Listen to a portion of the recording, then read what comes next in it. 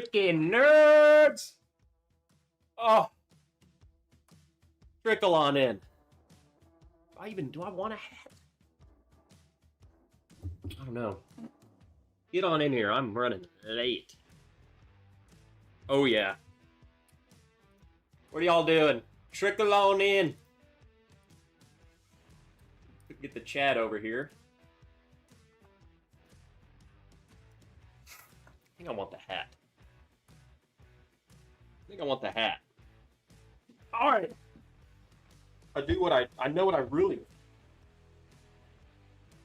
And that's a little Bourbon.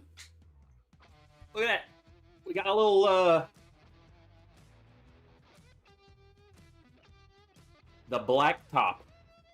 Early times. Smooth back early times. That's what I'm consuming. Maybe for the entire night. For old time's sake. Get on in here. What do y'all got? That's what we got. It's just a dang shame. You know? Dusty. And it is not only that, it's actually dusty. Look at the dust on it. The good old early times, you know? It's not even close, by the way. It's not even close. It's different. I would venture out to say that it is bad now. I don't like it. At least the ones I've tried lately. It just goes to show you. Like, I think we talked about it last time I was live, but this confirms it. Breaking into this old one, you know? You know, this is so old, but it is. It's not even freaking close. What up, Joe? Nerd, Steve, Barbecue Ed? Ooh. It really is. It's like, it's not even and of course, it was bought up. So what it is now isn't going to be this. But this is just so much better. This is just good Barton. I think that's the thing, is that this wasn't even cheap Barton stuff. Like, you take a cheap Barton, name one right now. Shoot, even a 1792 small batch, this is better. Like, this tastes older than that. So, I think this was just so much out of its own league that now that it is in its league, it's like we got spoiled and now it's where it should have been, I guess. But yeah, it's not good anymore, I don't think. And again, it's like the whole Elijah Craig barrel proof thing. You get spoiled on something for so long that when it changes,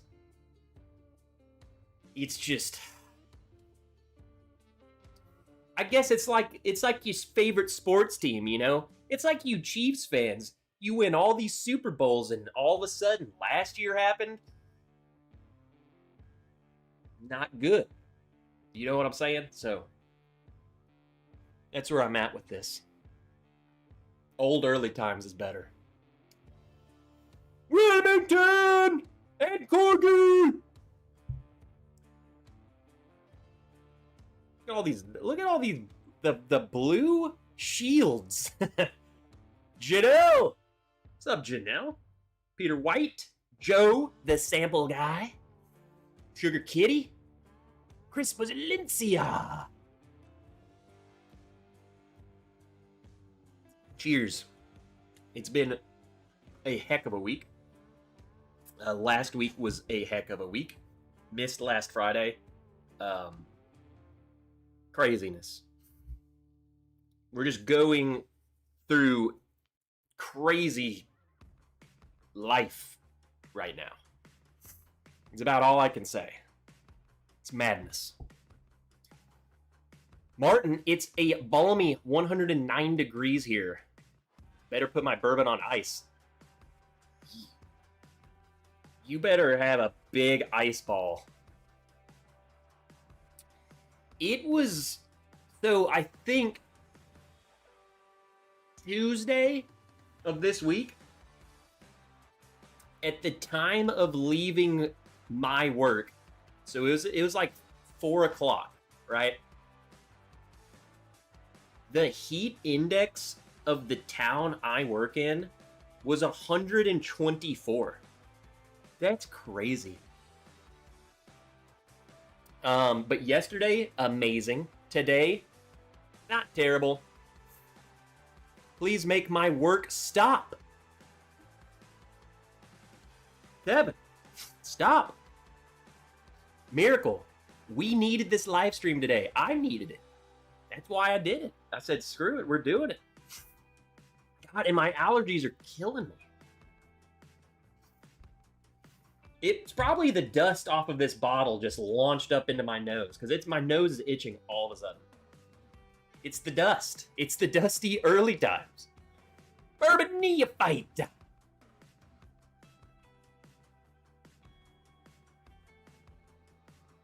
What up, guy? Dust, wait. God dang it, it just shot me to the bottom. The good early times. Hello, cheers. Nerds from Alaska. It's chilly here. What is the temperature right now in Alaska? What are you doing in Alaska? That sounds awesome. Come to Las Vegas, it's only 110. It's freaking crazy. What's the temperature like? How cold does it get at night, though? Like, what's the temperature fluctuation? You know, that's what I feel like in like Arizona. Martin, what's the temperature at darkness? Eric Sawyer? Who the heck is this guy? Who are you? Where the heck have you been? Where have I been? Viper Candy, hello and welcome to the weekend. Yeah. The bottle of early times I have, the blue top, is just awful. I haven't got... We've talked so much about early times the past couple of weeks, but I feel like it's deserving. Didn't they switch it again, right? They switched to like a square bottle, right? It's not even round anymore, huh? Or did I make that up? What the heck is all that? That's new. Oh, you can't even see it.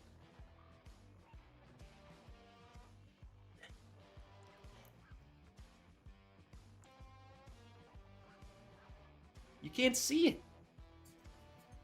There are like a lot of particulates floating in there.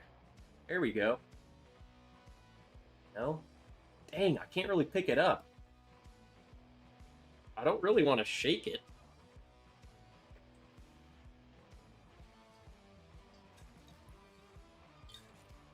Oh no! It wasn't moving and now it is. It's the dust. Dry heat. That's what one dead skeleton in the desert said to the other. Wait, I feel like I just missed... I said the joke without the punchline. I ruined it. Chris Valencia, I've been buying blue caps and my local store has an unlimited supply. I have 3 in the bunker with 6 black tops. Well, the black tops are just better. I will... and have bought a bottle of Evan Williams Bottled and Bond to replace early times on my bar. I need to get another one of those. I have not had Evan Williams Bottled and Bond in so long. It's been freaking forever. I find myself always getting to... I just get the 1783 for it. I just like it. 50 months. Peter, is that not insane? Do you guys ever think about that? I think about it. 50 months Peter has been. Look at them. Look at those onyx black diamond wrenches.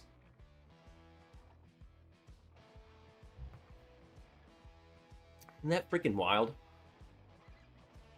It's now in a square bottle. That's flavor enhancers. Is that what those are? No wonder they're better. No wonder this is better. It's got flavor enhancers in it. That makes sense to me. Rick! What up, Rick? What up, Chip? Freezing my nuts here in Anchorage. What is the temperature there? Anchorage, Alaska. Temperature. It's high of 65. Jeez. That sounds absolutely perfect, though. But coming from this, so like, get this. So this morning, right? Yesterday, the temperature dropped. We had some rain or something. I had to put on a sweatshirt at the house. I was cold. And it was 70. 70 degrees, I'm cold. Wasn't too bad. 37 at night. Oh, just 37. In summer, our temperature swings are about 25 degrees from high to low. In winter, we get 40-degree swings. It's crazy.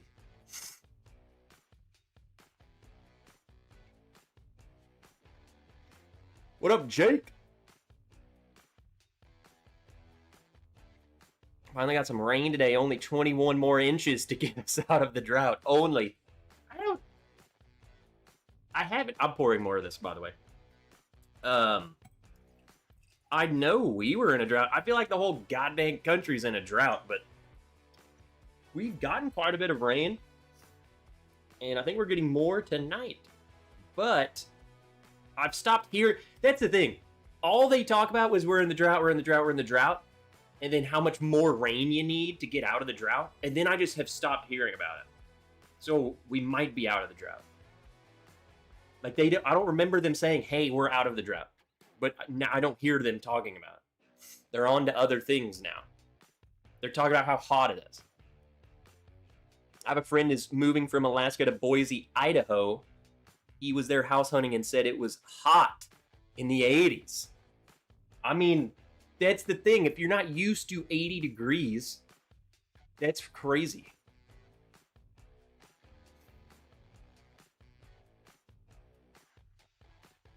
It's like, it's just any sort of acclimation. Like, I've been running in the heat. So when I ran, like I've been running in 90 plus. So when I ran when it was like 75, typically that's too hot to run. I was like, holy crap, this feels amazing. But I got used to it. So that's, to me, now that's like cold. I bet you if you turned it down to 50, I would freaking be frozen. Like shivering, 50 degrees. Especially like, dude, when like this heat that we've been all getting, it's like 120 heat index. That makes 90 feel good. Like, oh God, thank God it's only 90 tomorrow. We're gonna, that's great weather. My buddy from New York brought me some American whiskey last week for an emergency delivery. The Old Overholt 11-year cask dry is fantastic. I think someone, I swear one of you guys sent me a sample of those aged Old Overholts. They're pretty freaking good, man. I haven't seen them here.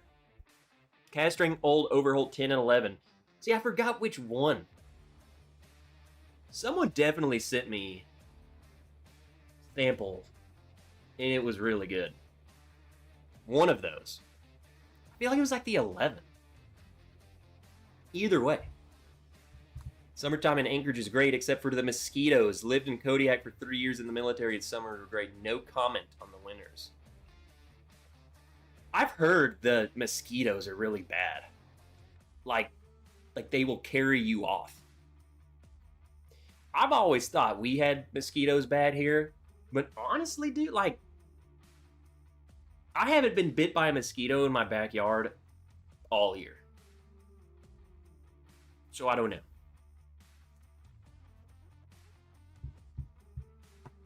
Like that, I haven't seen a mosquito. Flies, that's a different thing. Flies are my worst enemy. But got a bunch of fly traps. Good, call it good. New York mayor wants your thermometer set to 78. I think ours is set to like 73 right now. But to me, that's like the max. Miss Wrench puts it on 73, and I'm like, I'm kind of getting warm. Like, so I'll go and drop it down to 71 without her knowing. And then she'll go and bump it back up to 73. We drop it low when we go to sleep. We'll put it on like 68 or something.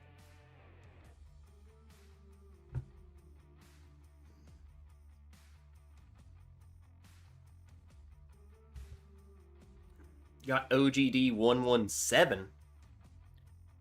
I mean, 114? Is there a 117?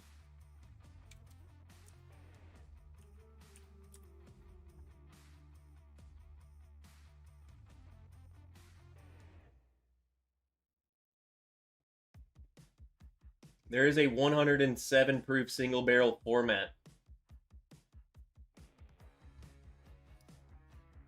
Ah, I've seen this. Well, I haven't seen it. I've seen this label. 69 bucks. Nice.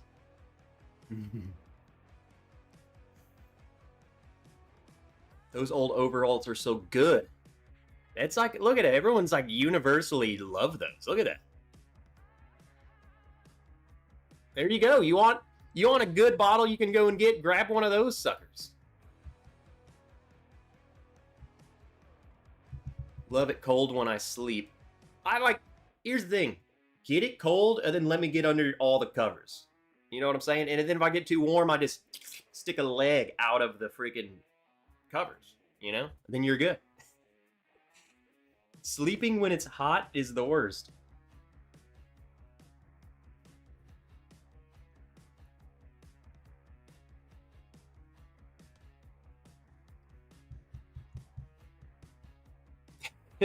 Leg out. You guys know what I'm talking about, right? You gotta do that. Got a purple light bug zapper in the backyard. Instant entertainment. Dude, you want to know what I've been wanting to get? It is one of those salt guns. So you shoot the freaking fly. That would be fun. Then I'd be like, yes, bring on the flies. I just have one of those freaking tubes you fill up with water and gross stuff. And the flies just go in there and die. But it smells like a freaking corpse in my backyard, so that's the payout. And you get a literal tube of thousands of fly corpses.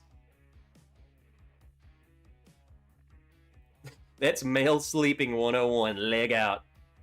Bro, bug salt guns are the only good part of summer.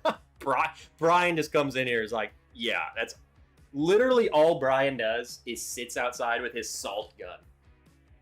He's like, you know what? I'm gonna put out like a tray of food, and I'm just like a bait, and I'm just gonna kill freaking flies. We need to look into Brian.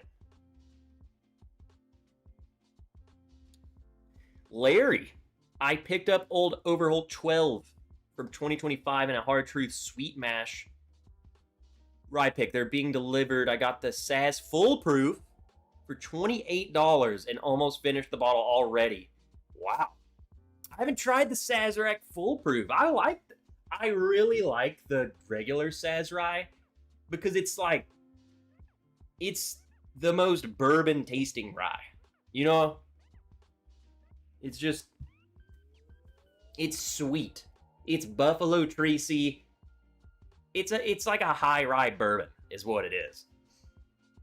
Full proof for $28 too.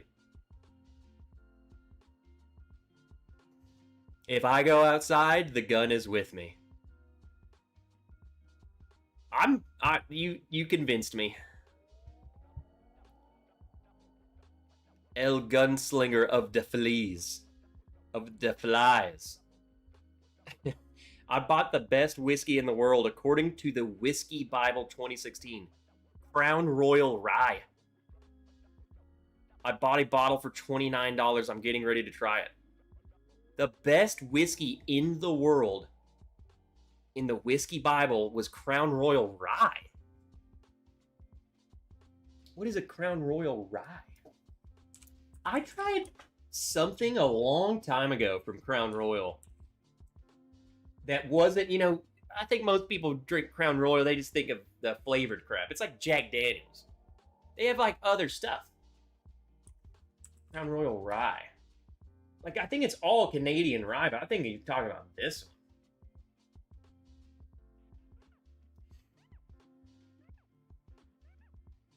one. Like, an actual whiskey from them. I've tried something from them that had Northern Harvest rye. I can't remember. The XO? Is that a Crown Royal? What is this? I feel like this is it, but then I don't really remember anything about it. I had one of these bottles, like a pour of one of these bottles, and it's really good. I don't know if that's it. That doesn't look familiar.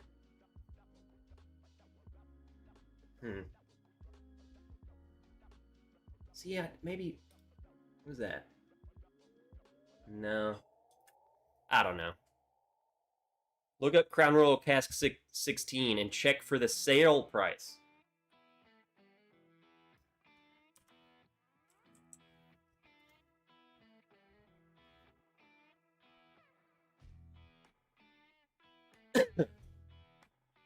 This is it?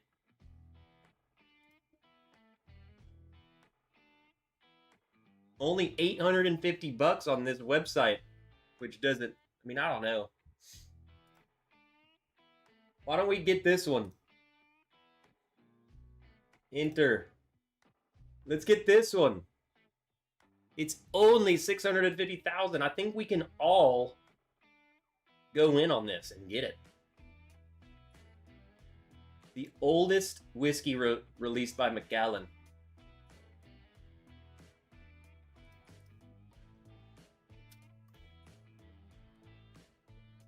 Jesus. Crown Royal Cask 16 right here is only $45. What is this? What are the differences? Why is that one $1,200 and this one's $80? And this one's... What are we doing? Gotta check out the single SLB Crown Mega Blind. Crown Rye is a cheap okay mixer. No, according to the Bible, it's the number one. Trev went Canada. Also, and can verify America rocks. What are you doing? So you're in Alaska, but you also went to Canada. What are you doing up there? I think the Sagamore Ryes are the king of bourbon-y ryes. I feel like they're more. Yes. Okay. Yes. It's more rye-y than what I would consider most bourbon-y ryes. But I think Sagamore is better than pretty much any bourbon-y rye that you can name. So yes, okay. I was gonna say it is a bit more rye forward than like a Knob Creek rye or Sazerac rye.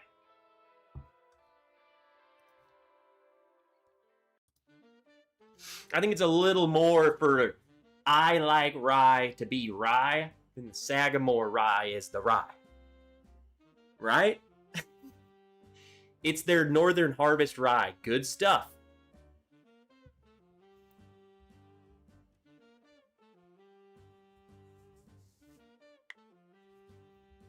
Our house was invaded by ants. Luckily, there's a water, sugar, and borax solution you can make to kill the whole colony. Martin over there is freaking doing chemistry in killing an entire colony of ants. Borax. That sounds like Breaking Bad.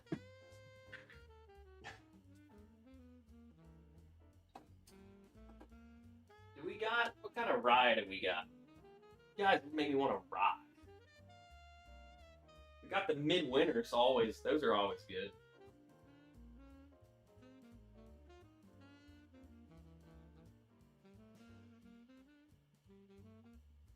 Oh, let's do this.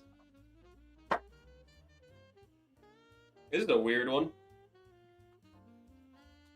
King's Family. Thrice. Barreled rye. Cherry brandy.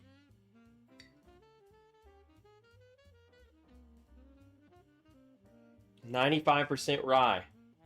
Signature rye notes of spearmint and spice are softened and slightly sweetened by the second new charred white oak barrel, creating a deep, rich flavor.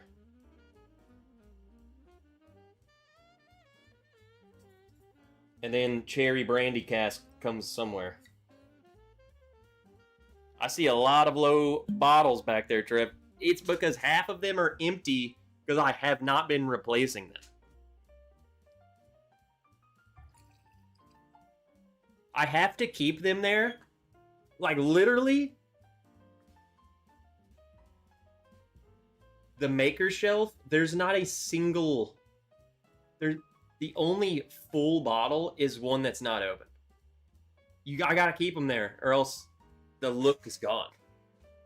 I haven't bought any makers, and those are all like the old. I got backups. I guess I could take the backups out of there and put them there for the look. I'd do that. He taking out generations of ants. F your family, ants. I have the Rittenhouse 250th anniversary 10-year rye.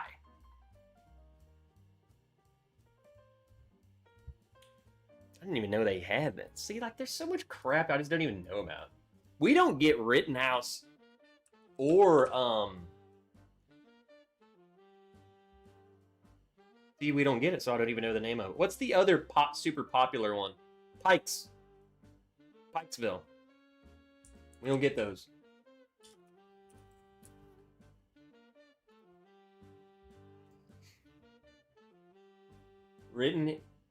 Rittenhouse. Yeah, that's fancy. I've never even seen this bottle or heard of it.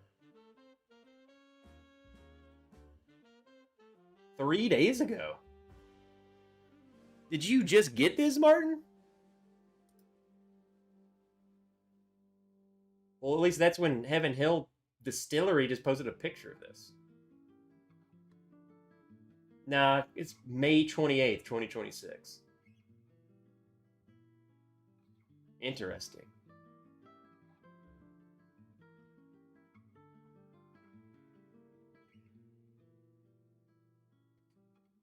Heaven Hill Distillery announces spring 2026 edition of the Old Fitzgerald.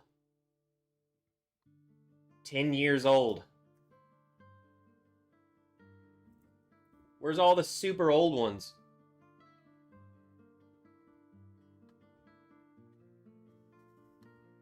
John. Hello all. Good night to pack up the whiskey and take in a live feed. Let's go. Sipping on some Makers 101. I think, Martin, was it a pricey bottle? I think on here, this says 99, 105.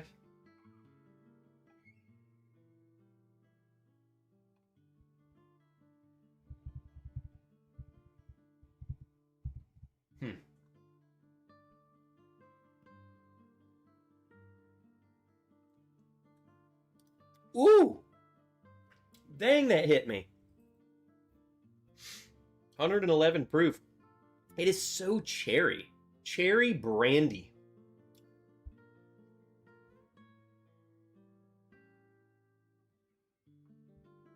There was a time you could get Rittenhouse 25-year rye. That's nuts.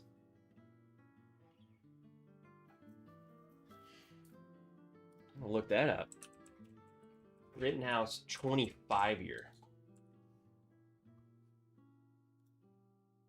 Well, I'll be daggummed. And it comes in a... It came in a tube. Like a traveler's tube. It makes you wonder just how many things out there exist that you just don't even know about. Like, I've never heard of that. Why would you? They had a 21-year. Yeah, there's a 21-year.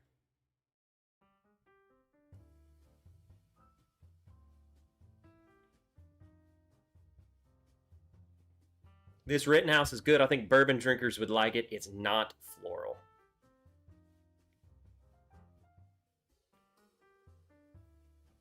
I think certain ryes can get like super... Like, there's a point where, to me, I have to be in the mood for them. But it gets to that point where it's like super minty and super freaking... I guess, yeah, floral is the perfect word. Like, it's kind of flowery a little bit. Like a flowery whiskey. You know? Anyone get the ECBP rye any good, worth $68? I've heard that's good. I would try it for $68. I saw it. It was at my store. The reason I didn't get it was because it was marked up. It was like 100 something. It was like $100, and I'm like, I ain't trying that. If it was 68, I would have totally done it to try it. I've heard good things. I heard it was really good. Well, at least whichever one. Joe Dickinson says ECBP rye is top tier. Jake, you know what to do, brother. ECB rye A126 is $78 all day.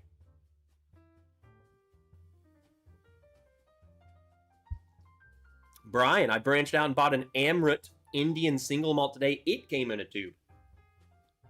I feel like bourbons need to come in tubes. All of them. Scotch can do it. Fancy bourbons do it. But what about... Give me Evan Williams in like a little tube. Little box. I want to look fancy walking out of the liquor store. Why do... Okay, maybe not majority. I quite a lot. Why do quite a lot of scotches come in tubes? Why is that? Like, there's got to be a reason. Why don't we ask Google? Why does scotch come in tubes?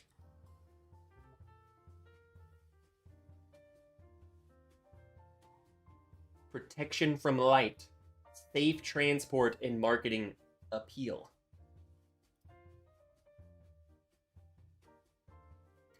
I swear, I thought it was going to be some sort of tradition or so. Like, this is what we do over here in Scotland.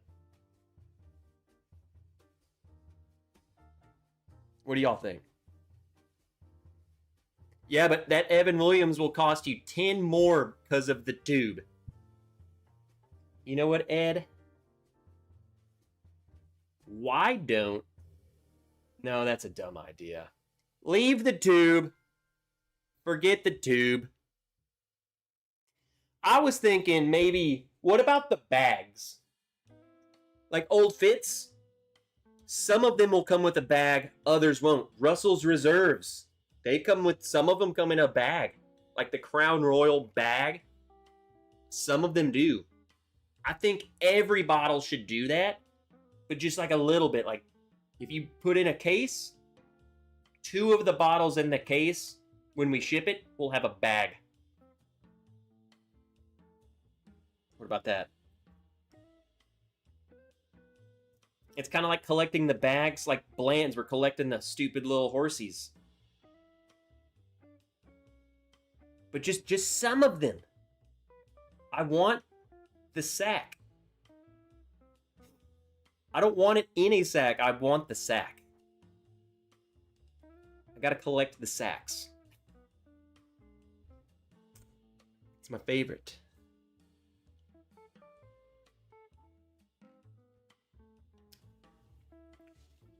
Some blends have the little hairnet thingy. That's another thing, the hairnet thing. The only other bottle that I really have seen with the hairnet is like Michter's tin. I kept it. It came in with the hairnet thing. That's just part of it. I kept it.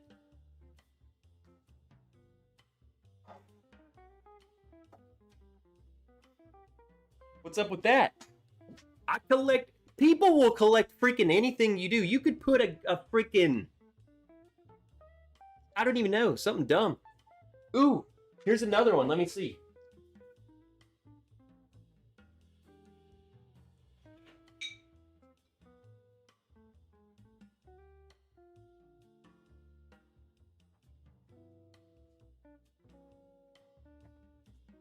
Rocktown. Some of them came with this, and I kept it. Right? I guess we got to try this, because here's another, this is the next topic of discussion after this. Not for any reason other than I grabbed it. So we'll talk about this.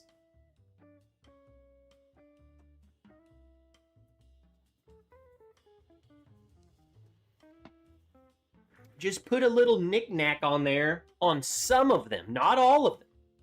It's like the Maker's Mark slam dunks their bottles, right? But only a couple of them. Right?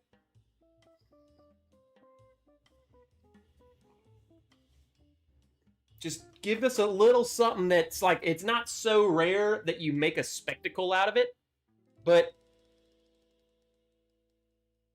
rare enough to where it's like, it's something fun to do. Like, no joke, I still do this. When I'm walking through the store, I'm looking at what I want to get. Oh, I just need to grab me a bottle of Evan Williams. I will still look in the shelf of Makers to see if there's a slam dunk. Now, I haven't gotten many because I will only buy it if it's a good slam dunk. If it's like a little slam dunk, I'm like, whatever. I have way better ones. I want the good, solid baby.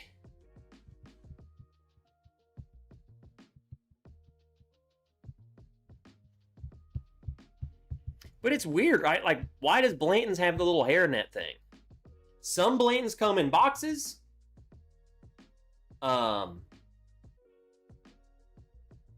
Maybe even a bag. Maybe I've seen a Blanton's bag. And then the hairnet thing.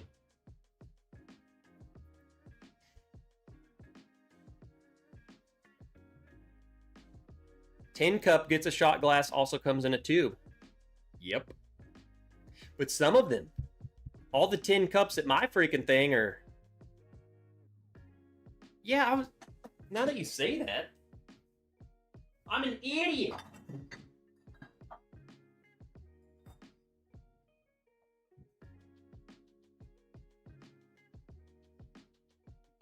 Look at that.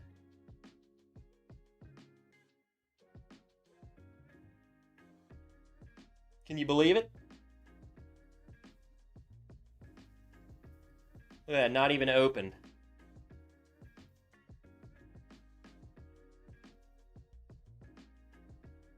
$20.21. I'll probably just keep this one. I got it for the 2-3.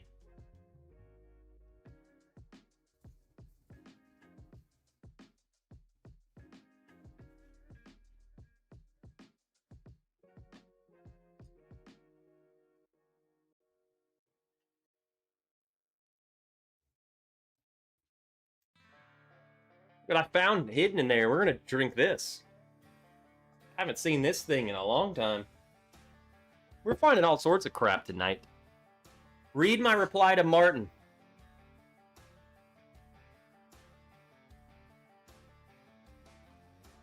Bland's is packed in cases of 6. 3 with boxes, 3 with the net.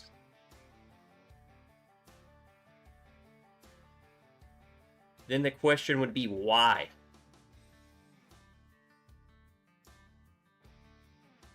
Is it because they want the box? They want some people to be able to get the box.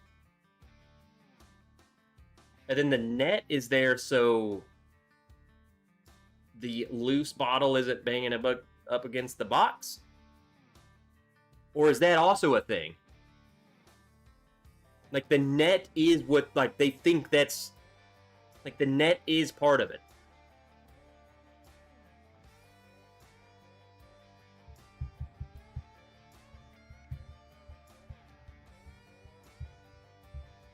It's all conspiracy, man. You know what the net reminds me of the nets on like World War II helmets. Right? And I have this fascination with basically all uniforms. Like I have this weird like gear, like I'm a gearhead. I love like the old school paratrooper helmet with the netting and the burlap. That's sick. So the netting on the bottles reminds me like of that. Call it a fetish. Maybe it is a little bit. It's just sick. Like looking cool. You gotta look cool. Gotta look cool. You can't look lame.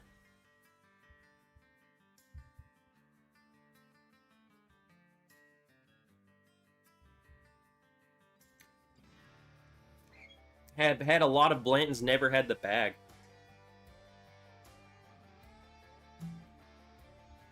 I've seen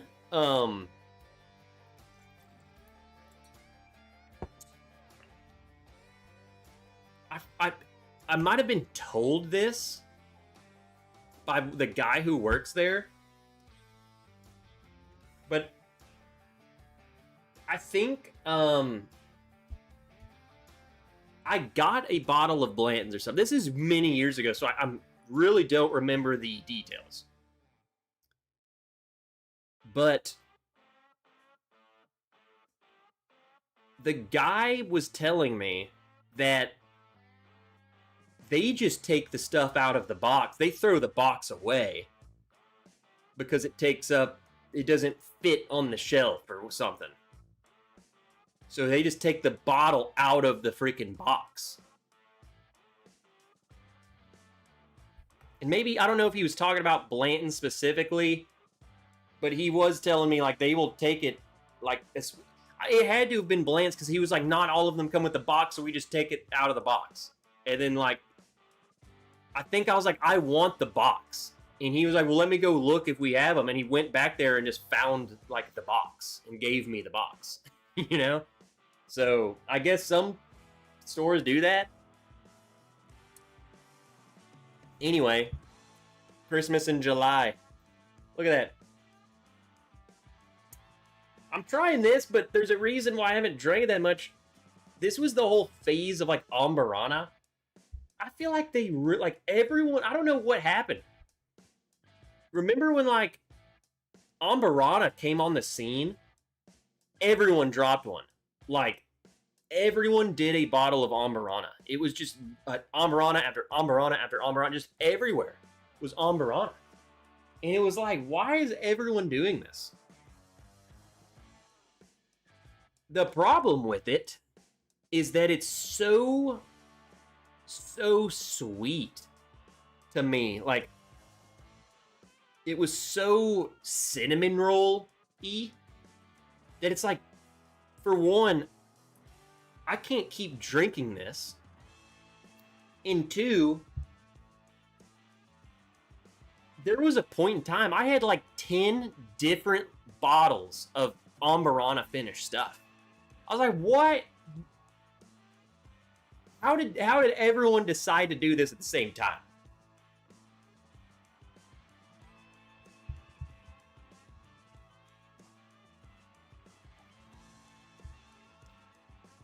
What up, Kelsey? Whiskey Riffs. What are you up to?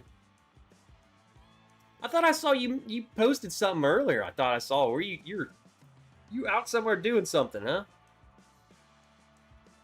Don't tread on me. Gale brand Amburana was the best. I did have that one.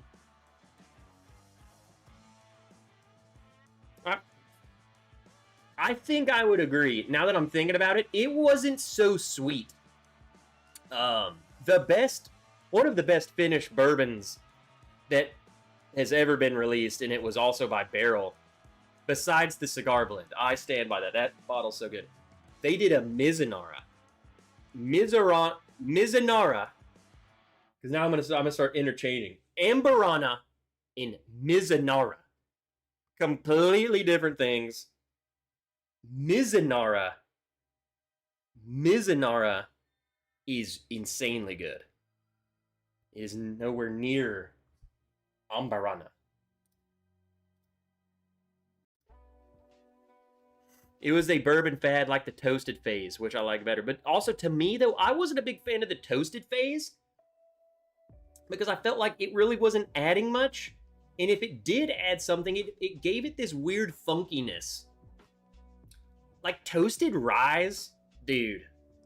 I'm sorry. There's something in that I get in those that I think is gross. And I don't know what it is. It's hard to explain. It's just I can taste something that if it says toasted barrel, there is a slight little old chance that I drink it and I say no. I don't want this.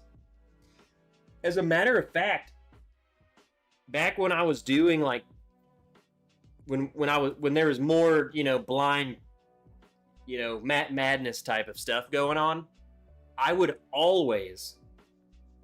get a toasted barrel thing in the blind, and I would always guess it wrong.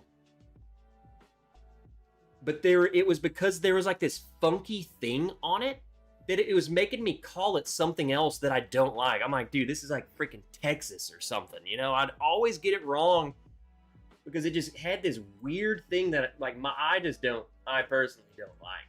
And I would get it on all of them. So it's whatever, maybe it's just toasting.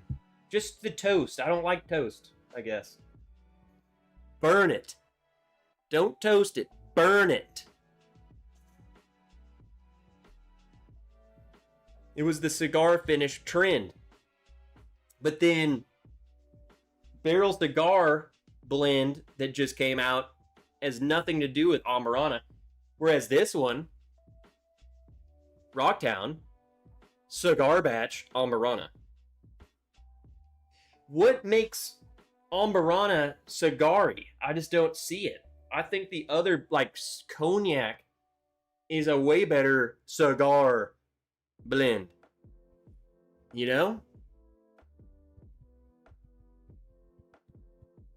Sickly sweet almost. I agree. Well, I'm about to try it.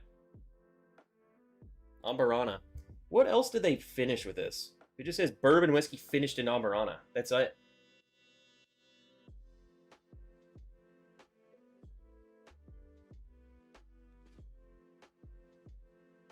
We'll see. It's definitely not as Ambarana-y, but it's there. It's so indistinguishable. Like, you can smell an Ambarana finished thing and know 100%.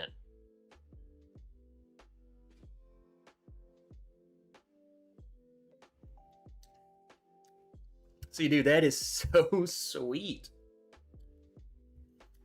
This is... Hear me out. This has its place, and it's like 2 times a year, okay? Thanksgiving, after Thanksgiving meal, pour an Ambarana. Give your grandmother Ambarana, or give your mother. Okay?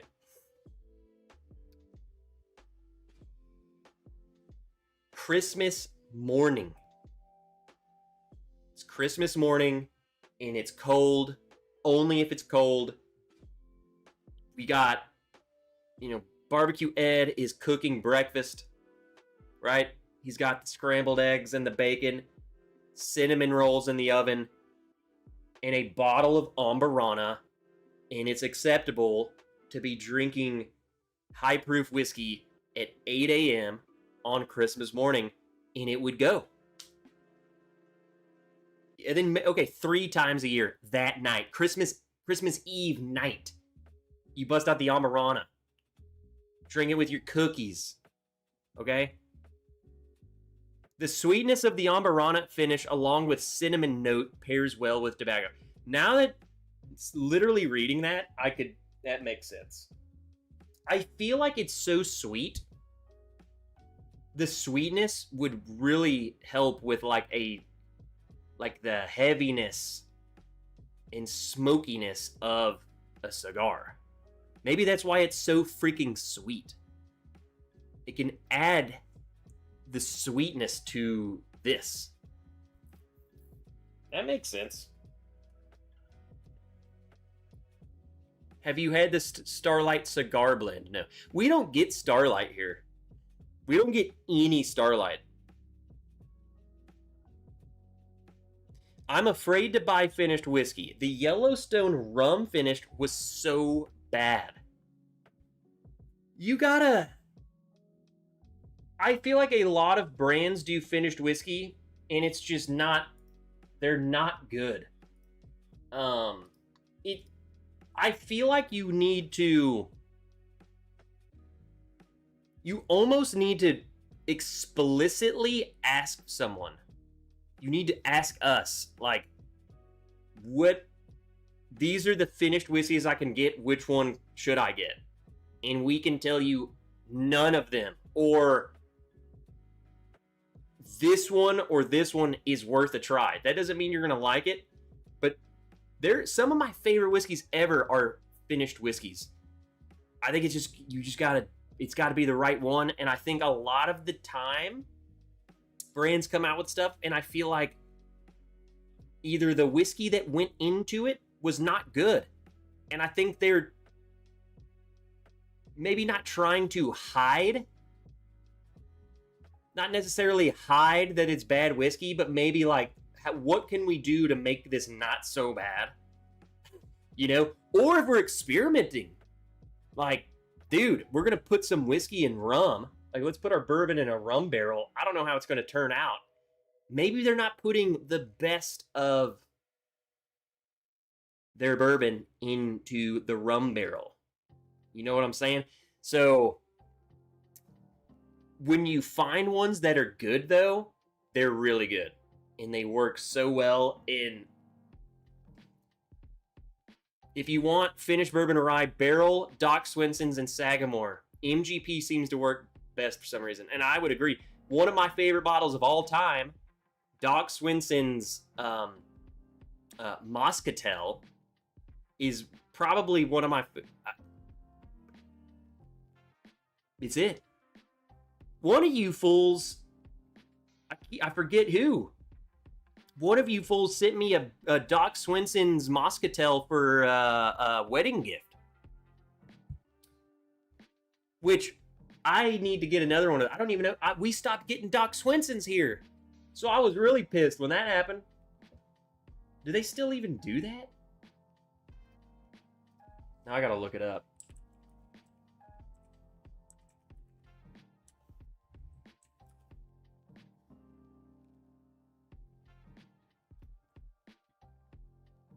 Are you the age of 21? Yeah. They've only done 2 batches of it. They haven't done it. Wow, the last time they did was 2023?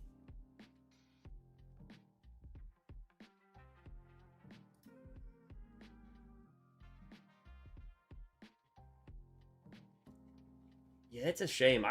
I used to find Doc Swenson's all over. Now I can't find it.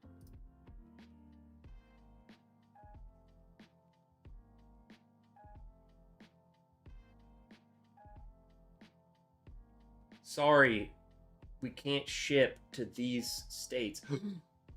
Arkansas's not on there. They can ship to me.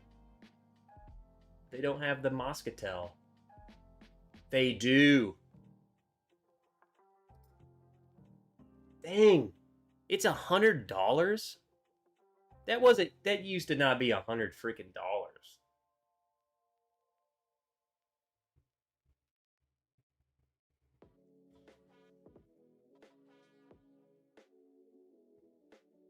Huh.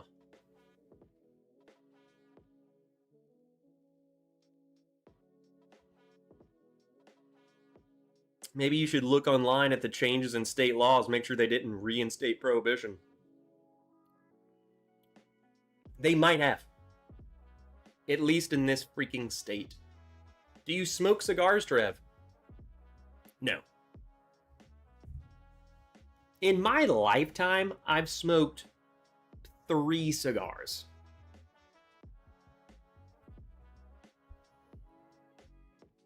Ms. Wrench would kill me if I smoked a cigar.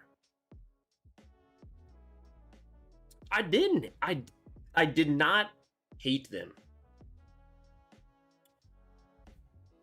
The thing is, though, is like, I thought they were really good. At least. So, let's do story time, because it's hilarious. The first cigar that I had was many, many years ago. It was when we went on the pick with Storytime and all those guys. We did the Driftless Glen, right? Okay. So I was like, look, guys, I don't smoke cigars. I've never smoked anything in my life, okay? I was like, I'm here on my first pick ever. And we went to this, like, it was a cigar lounge with a huge whiskey bar. And I was like, okay, I'll do one. But you like pick me just like the most baby. I mean, you know, everyone's smoking these cigars. They're like crazy. They're like freaking, like, what is that? I was like, give me the wimpiest thing you can find, and then teach me what I'm doing. And I was like, I thoroughly enjoyed it. Well, one of the guys was like, hey, trust me, if you like that one, I think you can do this one.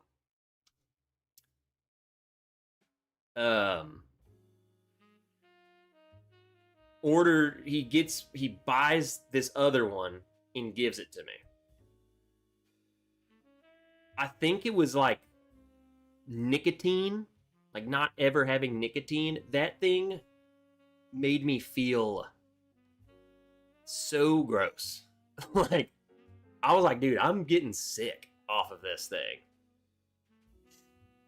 So that was that experience. I was like, I'll stick with the baby cigar. It was so bad. It was like, it wasn't that it tasted bad. It was that I was like, I think I was getting like the nicotine buzz. And I was like, yeah, this ain't for me, man.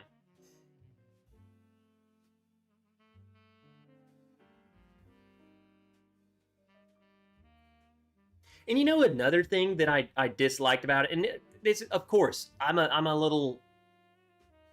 That's the only one I've had, so it's like saying try this bourbon, having never had bourbon before, and then complaining like, dude, that burned all the way down. You know, like the typical saying. So what I'm about to say is everyone's gonna be like, that's like the equivalent.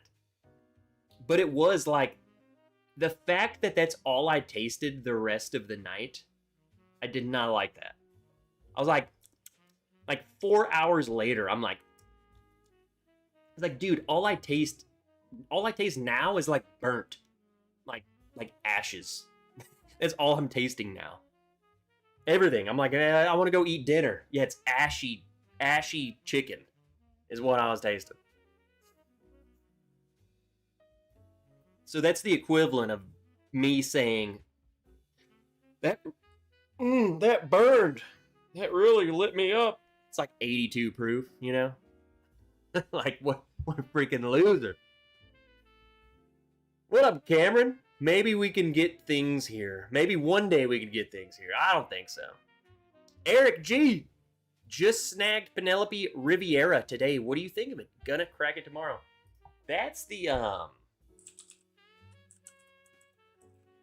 Penelope Riviera. I have not had this.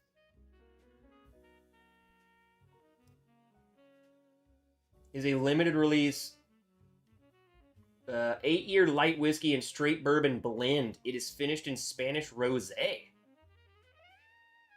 What? That sounds wild. I don't know.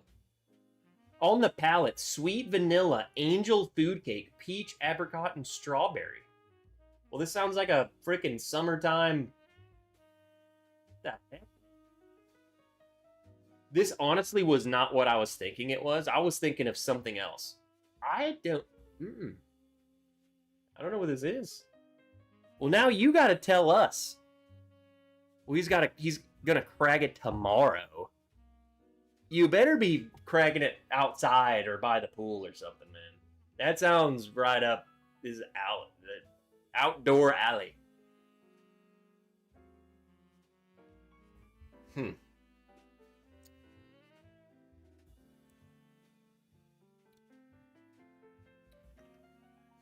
Cameron lives, and that's the thing.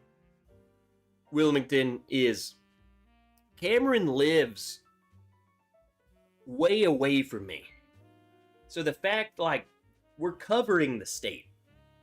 So a lot of times it'll be like Cameron will be like, oh yeah, well we get that here all the time. And I'm like, dude, I've never seen it. And then there'll be things I'm like, yeah, we get that here. And he's like, I've never seen it. So I feel like it's becoming a thing though, where now both Cameron and I aren't getting it. We don't get the stuff we want. Rum finished bourbons are terrible. I would agree. I think rum finished is much highly much better in rye.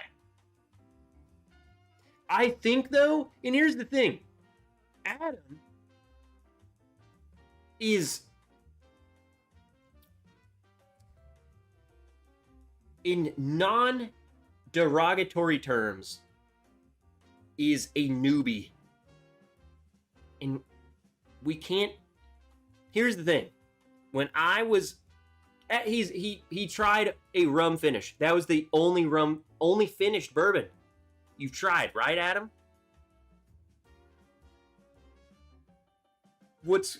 I think this is the trap people fall into. Is you would think, I would think this, I did think this until I started trying all of the finishes. Your brain goes to bourbon in a rum. Surely that is a good mix. Maybe I liked rum, at least like Captain Morgan. I knew I liked rum. So I was like, I want to try a finished bourbon. I didn't know what freaking Moscatel or cognac or port, freaking sherry, all of these wines and other things. I'm like, I don't even know what the freak that is, so I'm not even gonna buy it. I know what rum is. That's the trap, is because now you try that and it's like, dude, that freaking sucked. And then it makes you really not want to try the stuff you never heard of. But that's where, that's the problem, though, is the good ones are those ones. So, but it's like, how do you know that? How do you know that? You just got to try it, but it's scary. Like, I don't want to go and buy that, Like, what? I don't want to go and risk buying something that you have no idea what it is. It's scary. He's sipping on the Crown Royal Rye. The more I sip it, the more I like it. Well, that's all that freaking matters right there. My fave finished with 1792. They need to bring it back. They did. John, you're probably talking about the old school 1792. They have a bunch of the 1792 finishes now. Peter, I still have some Doc Swenson Moscatel, hard to come by now. I think it's because they just did those too. Brian Gribben, love cigars, having one right now with Weller Foolproof. Odyssey Rider, what up? What you doing? Eric G, first cigar I ever had was the day we left Iraq with the boys 17 years ago. I haven't had one since. Hey, there you go. Also, let me pour a little. God dang. We'll pour a little grenade bottle for you.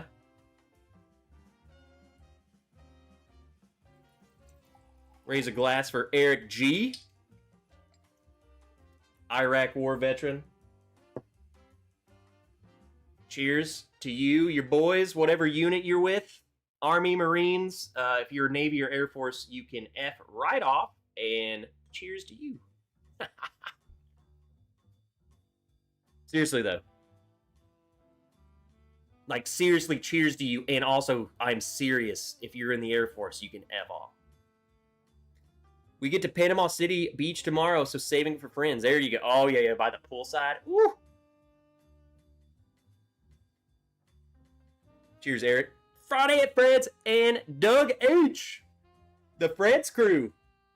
What are y'all up to? I saw Friday at Fred's sneak in here, just slither right in.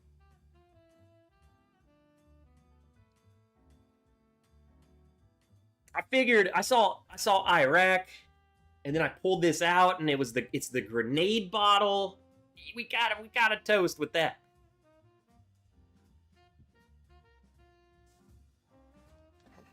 $17.92 port finished. That was my fave. Need to bring that back. They don't have that one, right?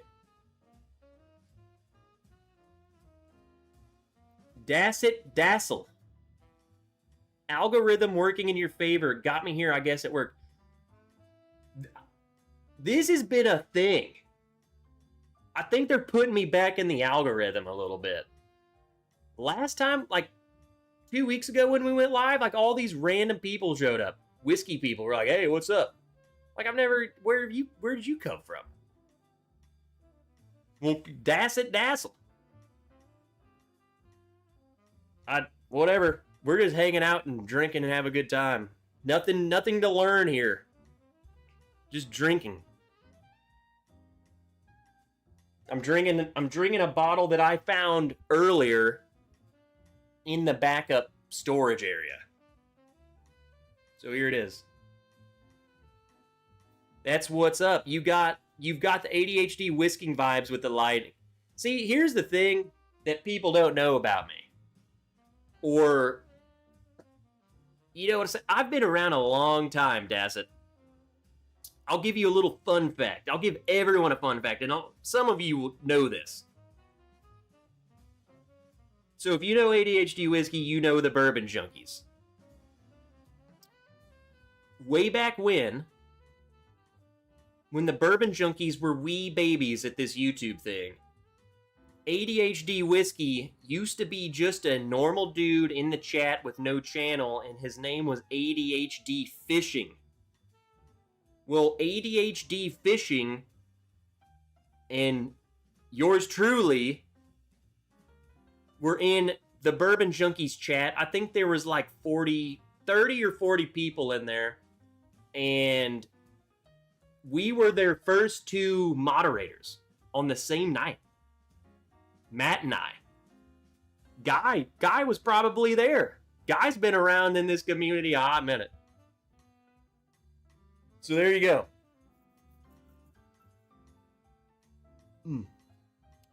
That's how this channel's name came to be, was because at one point in time, I was a moderator in every whiskey channel you could name. It's Bourbon Night, Bourbon Junkies, ADHD Whiskey. You name them. I was a mod. I was everybody's mod. It was a wild time. It was a wild time. That was a fun time.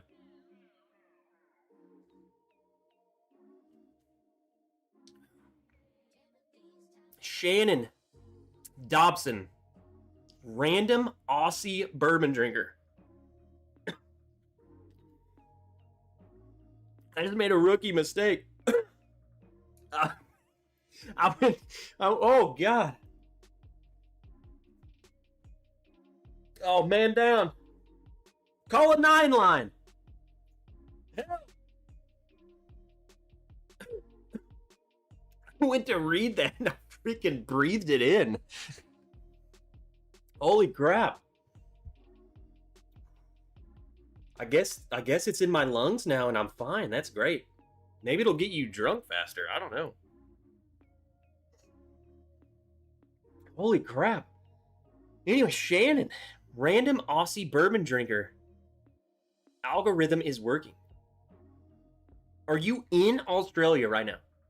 What freaking time is it in Australia? I do love my Aussies. The funniest human beings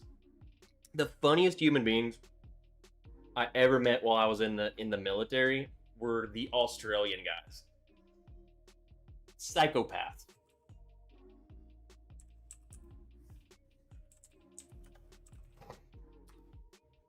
It's 10 in the morning. Shannon, come on. Trickle on in. I blame Dassel. Dassel. It's his fault. I recently picked up the Blenders edition. Yeah. Wait, of what? There's tons of Blenders edition, right?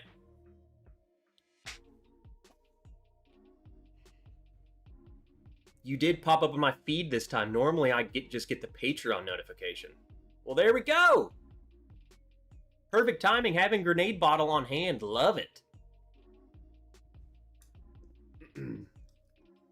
I have not had this. I forgot that I had this freaking thing. I think I bought this.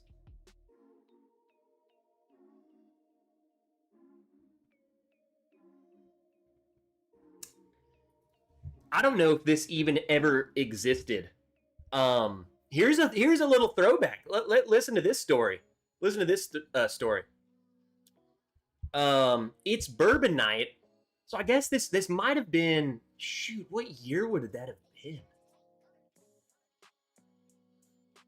2019, maybe? Will it say? Can you see if there's like a year on this? 3/21. I bet you this was 2021 instead. So 2021, not 2019. Get this. So it's Bourbon Night. I'll have to find out the name. Oh, I got it. I'm a freaking genius. The Old Rippy House. Or something like that. Old Rippy House. Rippy Home. So, way back when, this old freaking house, Old Rippy House, blah, blah, blah, probably Old Rip Bourbon or something. They did a live, or was supposed to be, it wasn't live, it was a filmed tasting session. And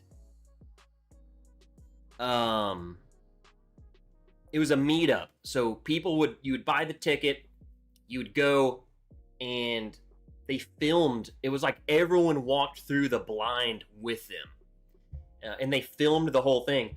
I don't think they ever turned that into a video, though. I don't think. I'll have to go and look. I feel like for some reason they didn't. Or it's either that or there was something else they were planning on doing and they didn't do it. But anyway, I went there to help them. So I was there all day in the old Rippy house, which doesn't have air conditioning, by the way. And we just hung out all day. And then they took me out.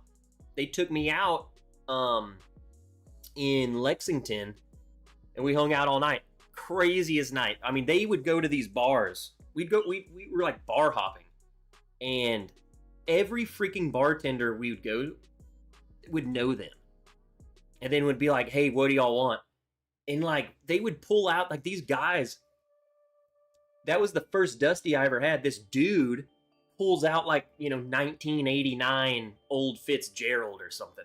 And sat it on the table and was like, he's like, hey, y'all want a pour of this? And I'm like, free. I was like, what, this dude's just pulling out a Dusty and we're just going to pour it? And the dude pours 4 glasses. And he goes, there you go, it's on the house.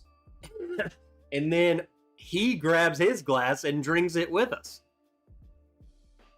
It was crazy. I was like, man, I feel like a goddamn celebrity. I'm just a dude with these dudes. And Sarah. She's not a dude. Good time. That was a great time. Man, memory lane. That was the first Dusty I ever had, though.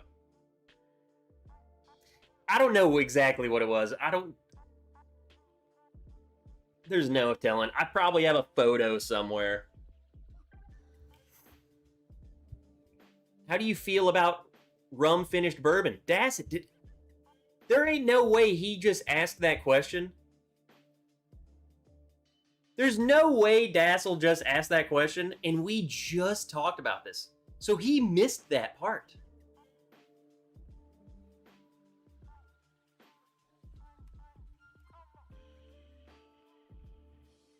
There's no way. What a coincidence. Moments before Dassel got in here, we were literally talking about rum finished bourbon. Like 5 minutes before you got here. So what you missed 5 minutes prior to you showing up was rum finished bourbon is not the way to go with finishing a bourbon. Wilmington, Dassel's not the Aussie. Shannon was the Aussie. Shannon Dobson, also new here. We got multiple new people here. Mr. Fulton, what's up, brother? Trev, Monday, July 20th was my big 27th birthday. Hey, everyone raise a glass. Mr. Fulton, honorary superstar and master of all things. Mr. Fulton, happy 27th birthday, brother. Huge happy birthday, man. What have you been up to, Mr. Fulton?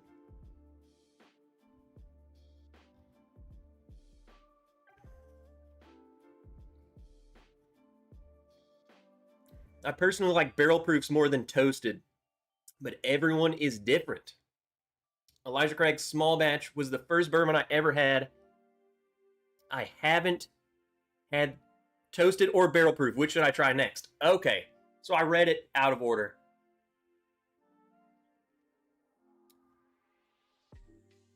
Dassett. I don't know what to call Dassett Dassel. I feel like it's very German. Das it, Dassel. Woher kommst du? Das it, Dassel? Scheiße. I would say are you a okay. More context, blah blah blah blah blah.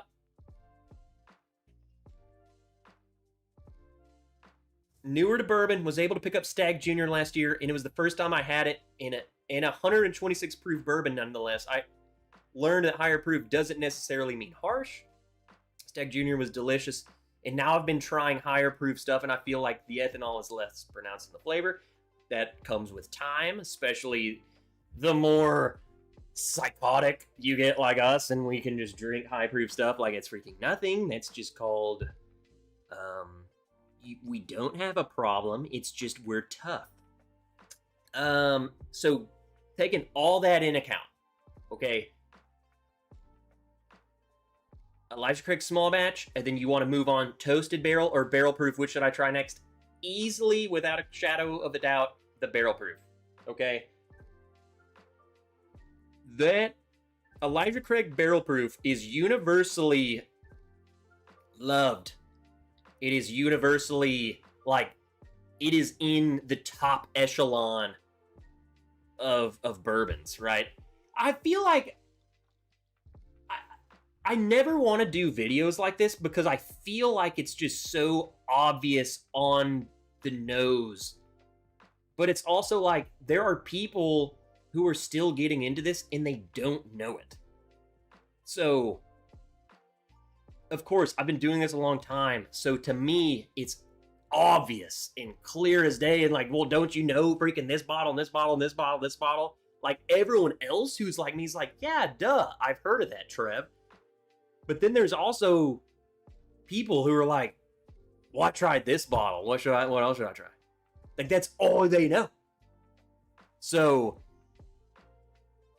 Elijah Craig Barrel Proof is, if that's what you're looking for, a high proof bourbon, and you loved the Elijah Craig, it's barrel proof over the toasted. First, I would say eventually you need to get the Elijah Craig toasted, especially if you're in this for the long run and you want to learn all the flavors, because a toasted bourbon is gonna, it tastes nothing like Elijah Craig, and it tastes nothing like Elijah Craig barrel proof. It's like, it's toasted barrel, man, and it's like, that's what toasted barrel tastes like. So you need to get that bottle, you need to try it, and then you need to put it in your wheel of knowledge in here of that's toasted. Okay, it's called learning.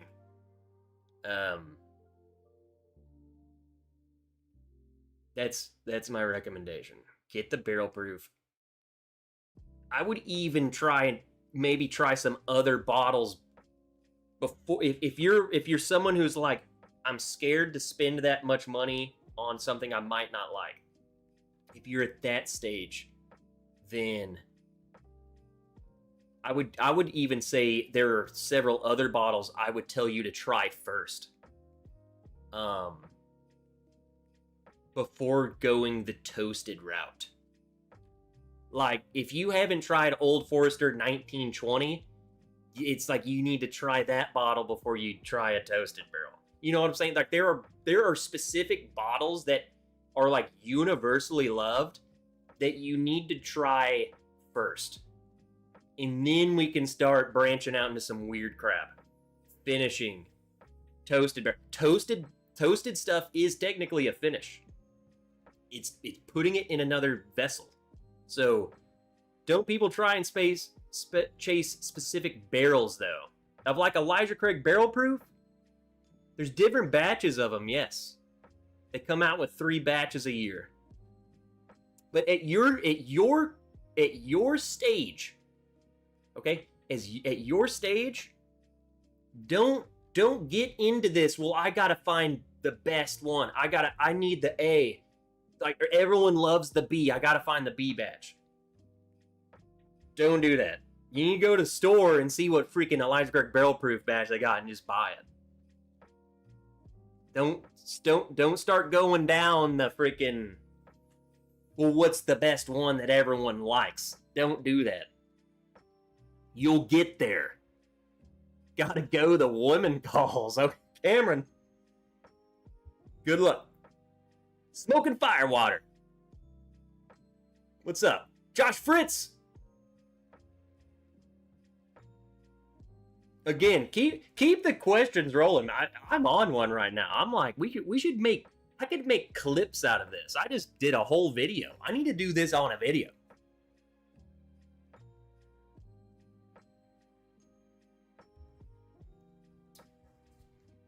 The problem is I only get this way when I'm loose.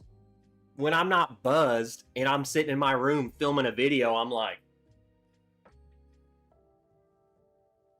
what's going on, everybody? The alter ego comes out. I saw Doug and them. It's hot. Y'all got some old fashions flowing? I joked with the bourbon drinkers in my doctoral program classes. We can't miss the junkies or bourbon insane. Oh, yeah.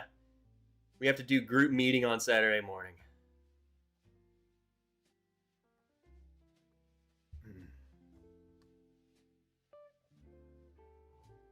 Making sure I didn't miss anything.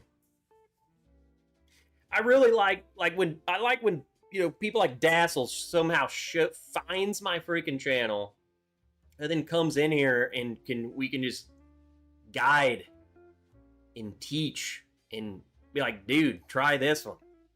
Don't even worry about that freaking one. Try this one, you know?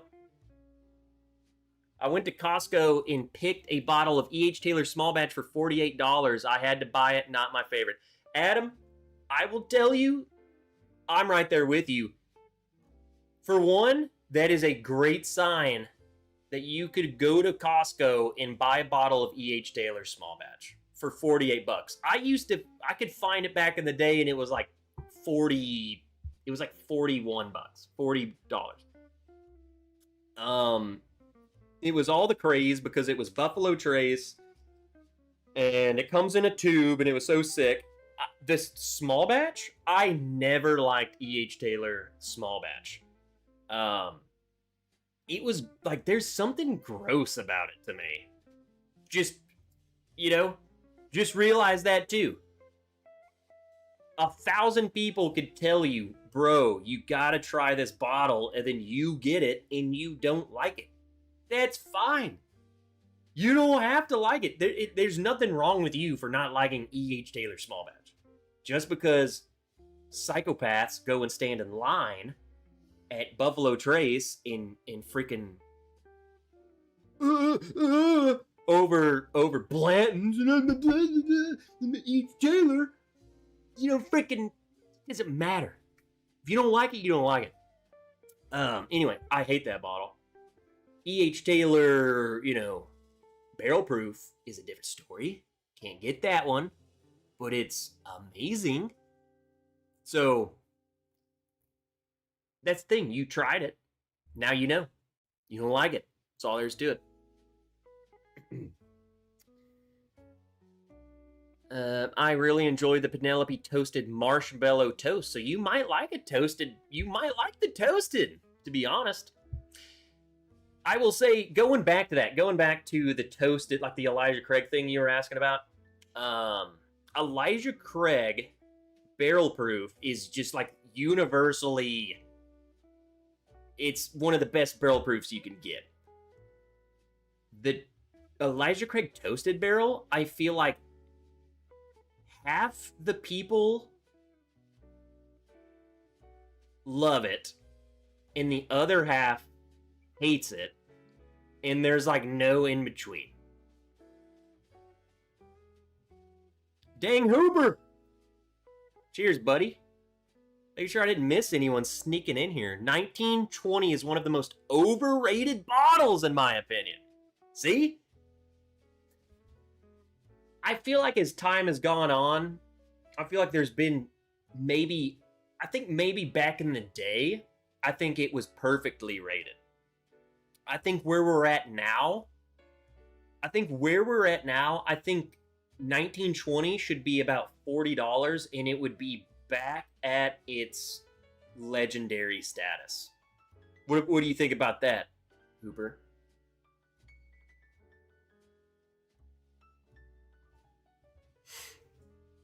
I would even meet you not even in the middle. I would add $5 more. $45. That's where it should be. $60 plus all of your taxes and crap. It needs to be a little cheaper. In the market we're in, like, things gotta change, man. You gotta adjust. If you want to keep competing, drop your price a little bit. Because 1920, whatever's going into that bottle, I don't think the $60 is representative of the age or something. Or whatever. I think they can afford to drop it down a little bit. What up, David Smith? Raymond! E.H. Taylor small batch here in Australia, 250. Never do that, Shannon. Ever. I will literally fly to Australia and fight you if you do that. I will bring freaking irukandji freaking jellyfish and the huntsman spiders and the redbacks, and like, I'm gonna bring everything and I'm gonna just mess you up for spending $250 on E.H. Taylor freaking small batch. Okay, don't do that ever. I will ride in on a great white. My first bottle was Jack Old No. 7 a long time ago. Dude, I like regular old Jack No. 7, bro. Maybe it's just me. It's also the perfect. There's a reason why Jack and Coke is a thing. Huntsman spiders are harmless. Then what am I thinking about? It's the brown spider. Here, let's just say Australian brown. Maybe I'm thinking of the Australian brown snake. Is that it? Oh, yeah. It's the eastern brown snake. I'll have several of those. I'm going to have 250 brown snakes and just throw them at you. Don't do that. I'm trying to save you from the brown snake. Okay? Weller Special Reserve is $89. Is there any bourbon that you get that's cheap? I'm sure every bourbon should be marked up down under, right? Down under. But man, that's wild. What bourbon do you get that you like? Mr. Fulton, I'm getting ready for me and my Hamilton County Special Olympics Rocking Rookies. We're playing our softball tournament tomorrow. And our second game, you're doing a doubleheader. Let's go, Mr. Fulton. Every time Mr. Fulton comes in here, he's doing something. Special Olympics Rocking Rookies softball tournament is tomorrow. Last time he's in here, he's running. I'm running a 200-meter run tomorrow.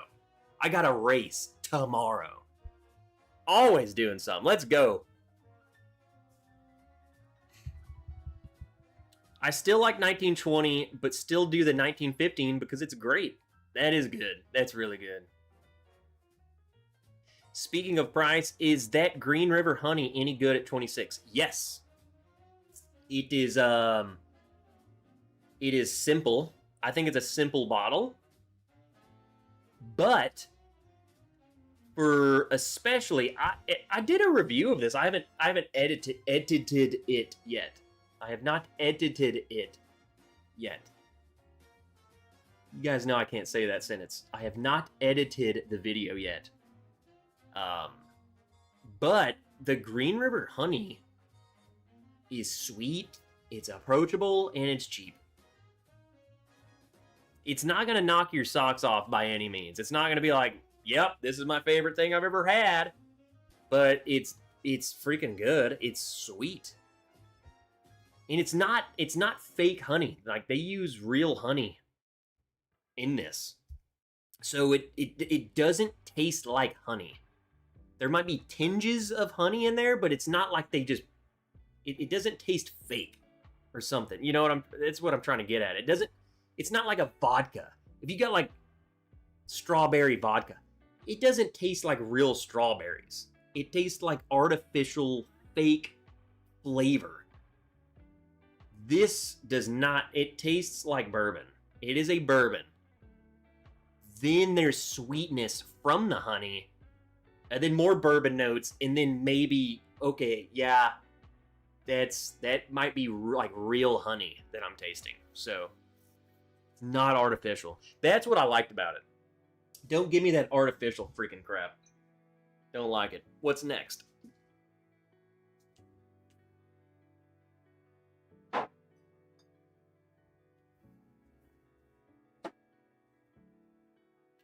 What do we got?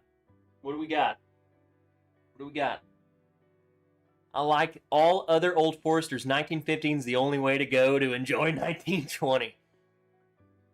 Hey, if you know, you know. I think I'm a little bit more into like the 1917. Hey, do you guys? This is empty, but do you have this? Speaking of that, look at this. Do you got that? Obviously, it's empty because I haven't refilled it, but I will definitely... This is my, like, decanter when I make the 1915. Yeah, you got that? You got the knockoff label? Huh?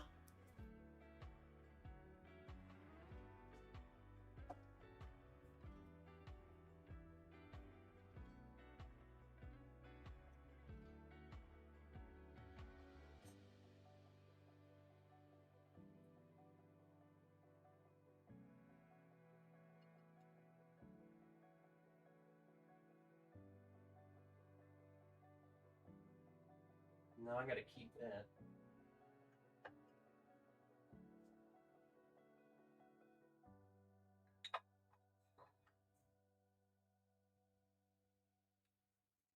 Let's do some of this. Where did you get that label? Someone sent it to me, but I think you can get them. I thought you could get them on Etsy.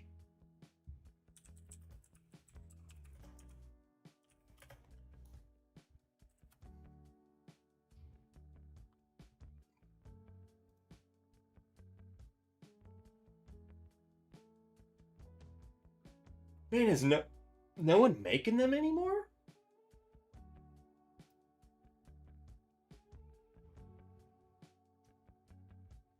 I might have the last one. I don't know if you can get that anymore.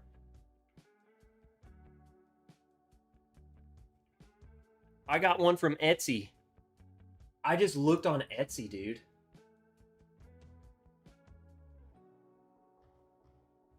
There's none. Oh, I'm definitely never getting rid of that. What if I just did 1915? Maybe they don't like Old Forester.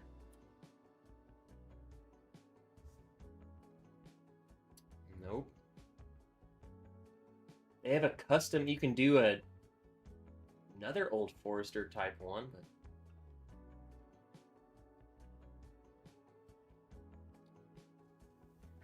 I don't know. I don't think you can anymore, dude. Raymond, if someone can find it, post it in the chat. I'm looking on Etsy. I can't find it. I know you used to be able, like someone used to make them. This is the one you have, right? Like this is purple one. But you can't buy this. This is just a picture of it.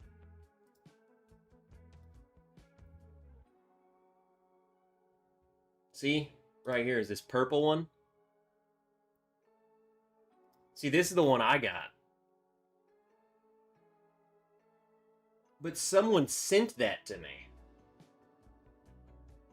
You can't... Look, you can't get it anywhere.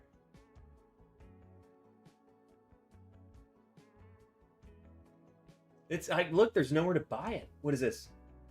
Media kit now. Like I looked on Etsy, nothing. is this.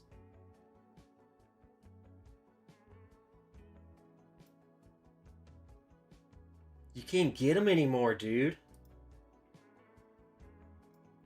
That's crazy. See? Brian, that's exactly why I held on to it, because I was like, for one, someone sent me this label. And I put it on the bottle. I was like, how many times am I going to glue? You didn't have to glue it. It was a freaking sticker. It was like a legit sticker, right? So I was like, it's done. It's on there. It's done. Yeah, well, now I'm really glad. That's crazy. They just don't make it no more.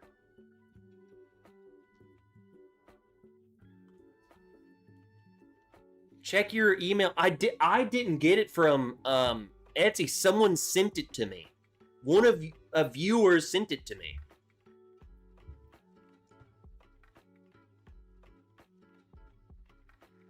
It can't be that hard if you get the right fonts. Well, I'm telling these people used to make it and it was legit. Exact font. I mean, everything was exact.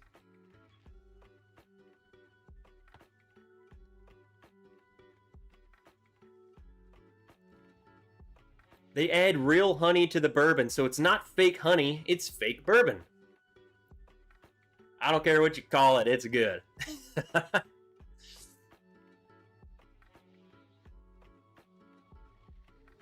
Green River puts out good stuff, but haven't had the honey yet.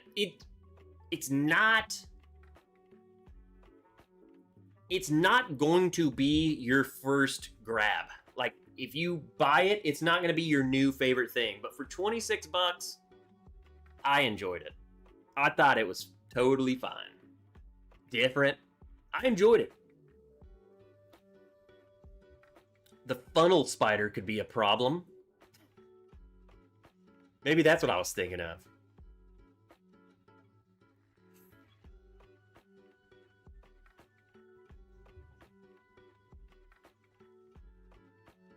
So I just poured, we were talking about some Sagamore and finishing earlier. So I got this little bottle right here. Handwritten port finished Sagamore. This was back, so this is 2022. This is back when I had an actual connection at Sagamore. Brian. Unfortunately, Brian doesn't work there anymore. Otherwise, I would have been the Sagamore guy, unfortunately. But anyway, he sent me this way back when. So good. This is probably the original. That's why it's all handwritten. ASMR whiskey. What's up?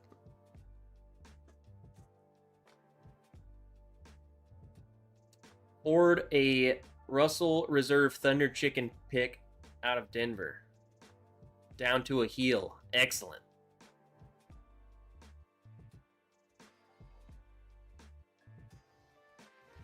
I feel like someone else snuck in here.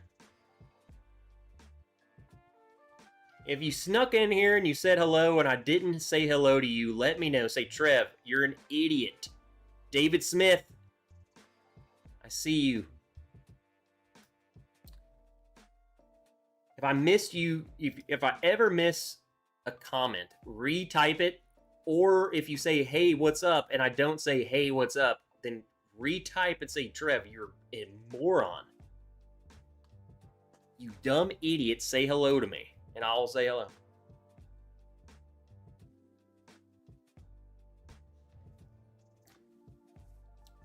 Ooh. Ooh. Grave shot. Grave shot. Grave shot, I feel like I recognize your picture, but your name wasn't Grave shot. Sagamore finishes are amazing. I concur. This is freaking phenomenal. I think rye finishes well with rum. So if someone asked, multiple people asked earlier, what do you think about bourbon with rum? I think that it's definitely rum belongs with rye. So that's a great pairing. Also, port goes well with rye. Hence why Midwinter Night's Dram is a thing. Port. It pairs so well with rye. This is freaking fantastic. Also, I would call this the Midwinter Night's Dram Killer. Do they do this? Do they do Sagamore? If you just said Sagamore Port Finished Rye, what pops up?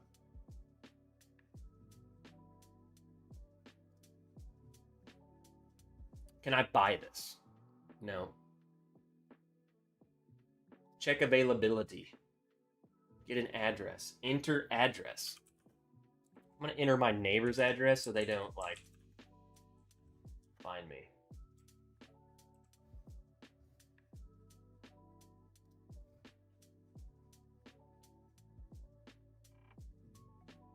Nope, not nearby. There is a bottle of this, though. They have done this. They've done this. Not available in Arkansas. That's the problem. Anyway, just seeing the fact that this bottle costs $85. This is a Midwinter Night's Dram. Yeah, $89 was the retail price. Better than Midwinter's. Rye and port is a winner. Have we got some hypersensitive people in the chat tonight? Chat just got covered up with a pop-up ad for cyber hookers? What?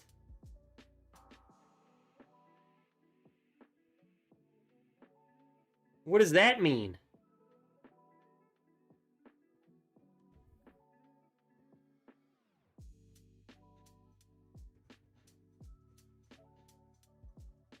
Did anyone else see cyber hookers?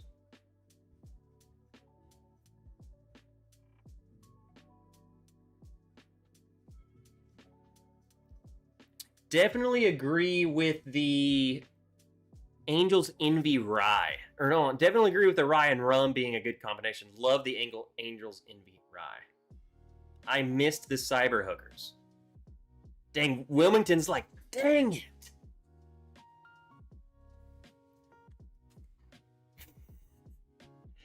I feel Australian rum would be a great finish, but maybe too sweet as we don't spice our rum.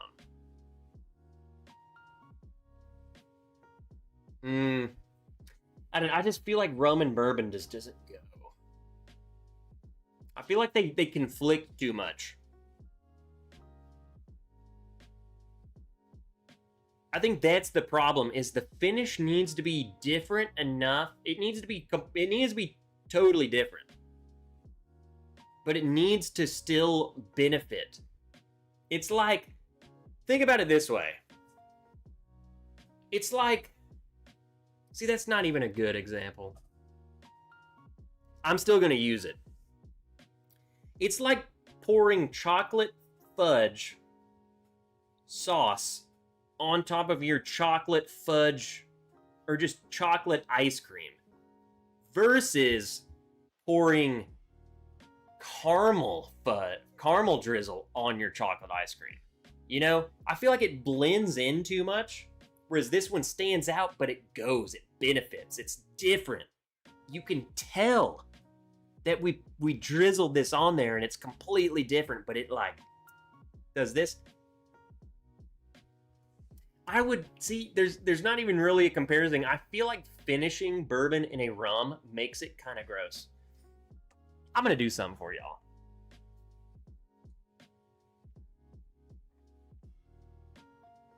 Nope, there it is.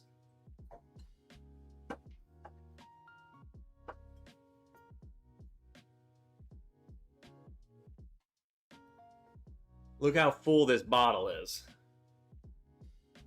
And look how dusty it is. Okay. That's what we'll do next. Alex the Lion picked up Eagle Rare 12. Let's go. I would love to get my hands on one of those. If someone can find an extra one and wants me to review it, let me know. Even Doc Swinson has not tried bourbon and rum, and they offer 99 flavors, so no. I strongly, I think you need to reserve the rum for the rye, because it's so good.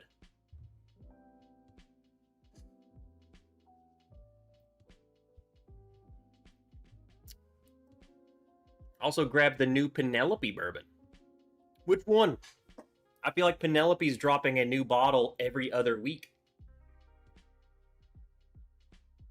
Where are you located? We just got them in Arizona. I'm in Arkansas, and I definitely won't be getting no Eagle Rare 12, brother.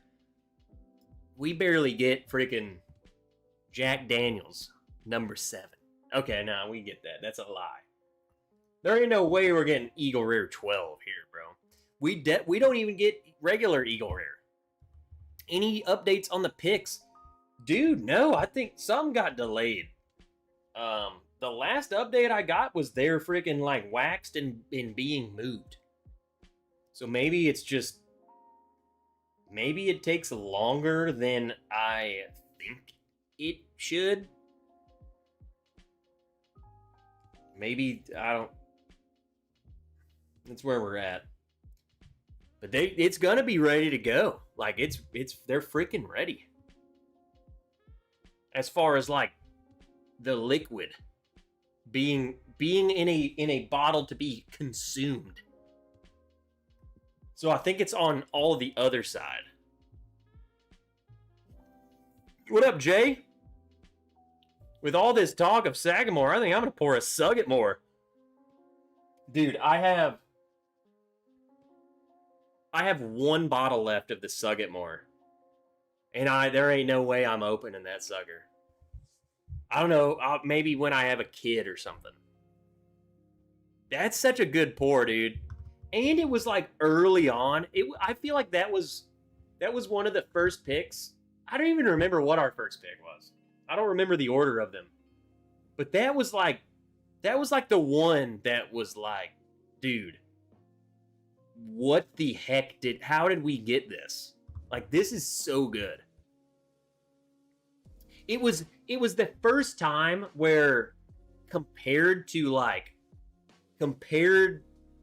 what you were expecting it to be to what you got was like, I was expecting it to be good, and then it was like orgasmic. So it was like, holy freaking crap. This is it, dude.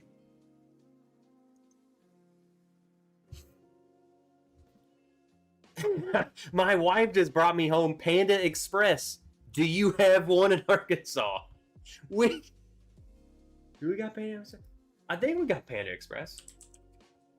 Obviously, I'm Googling it because it's not that near me.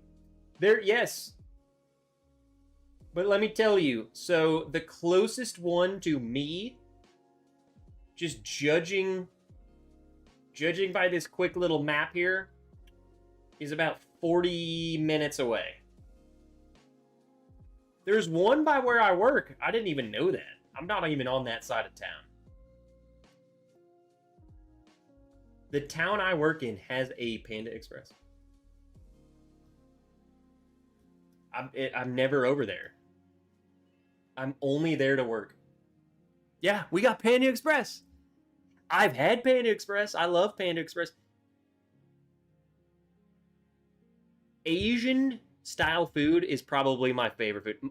All of my meal preps, I meal prep every week. And I would say for the past maybe 7 months straight, every week I've done a very similar variation of the same exact food. And it's all Asian. It's all air fried chicken with Asian sauces and stuff. every meal, like every lunch is Asian, and I've done that for 7 months straight, and I don't care. Well, yeah, like Mexican, of course, and Italian.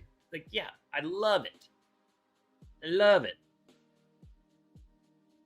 But for my meal prep, every day, like an everyday eating lunch at my work, it's Asian. I like give me sriracha, soy sauce, and then I mix up what sauce I drizzle on there. Dude, that's my variance. Is what sauce do I put on it? It's the same meal with different sauces, and it has sustained me. It's so good. I love Asian food. I'm getting freaking hungry. What's up, Uncle Larry?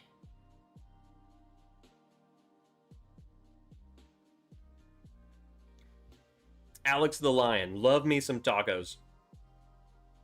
I will say this. I cook usually 1 day a week during the week, and then I'll cook a day on the weekend. One of those days is almost always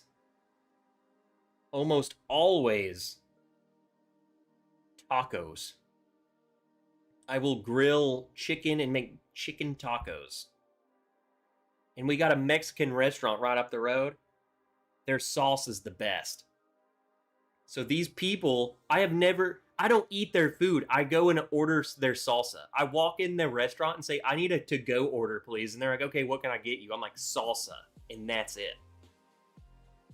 At this point in time, they've seen me enough. They see me and just start getting the salsa ready to go. You know?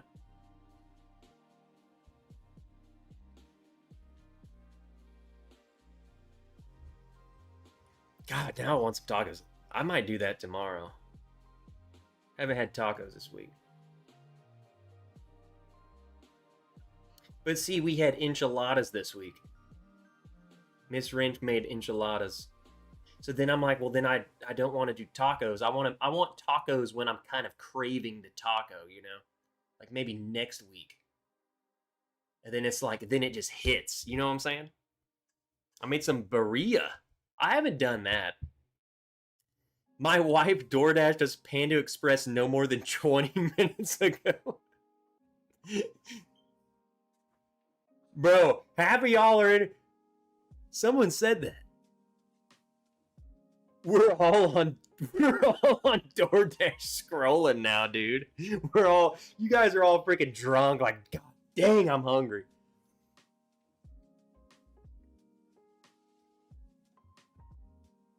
I don't even think DoorDash delivers to where I'm at. I'm far enough away that it's freaking. Where are you at, Alex? We were talking about the heat earlier. It's 113? The freak are you at? Jesus.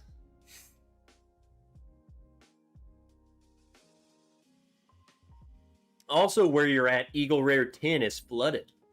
What about the Eagle Rare 12? Like, are people just skipping the Eagle Rare 10 because the Eagle Rare 12 is there?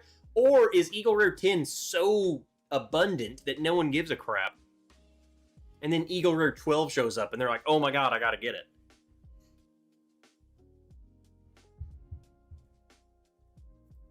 Like, how different? That's why the main reason I want a dang Eagle Rare 12 is one, shoot a video on it, but two, how different is an Eagle Rare 10 to a 12? Like, is it that different? I don't know.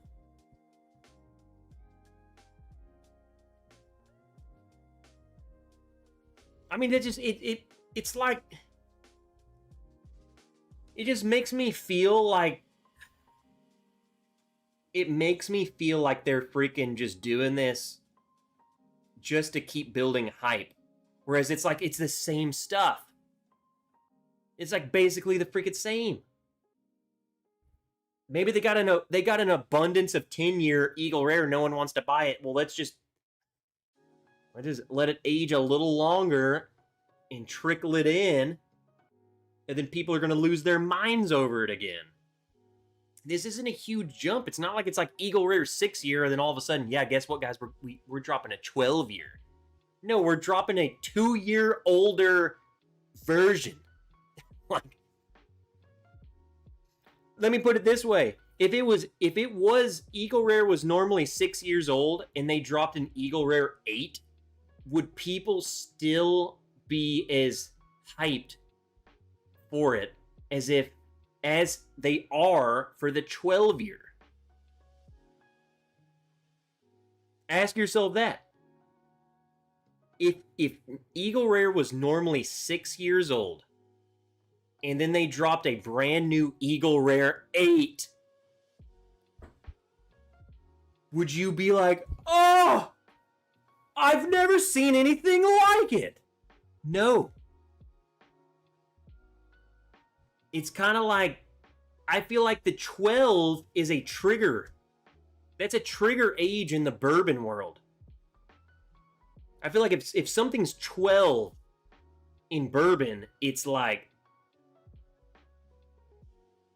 that's it, dude.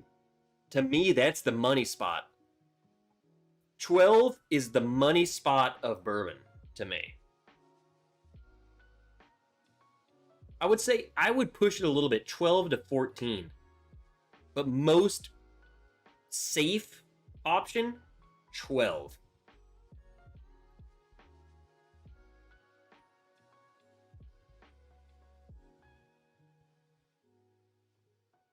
Okay, Kevin. Kevin will come in when it's most important. This is why we love Kevin. Eagle Rare 12, I compared to Eagle Rare 10, was definitely oakier and better. But I've had Eagle Rare picks better than the Eagle Rare 12.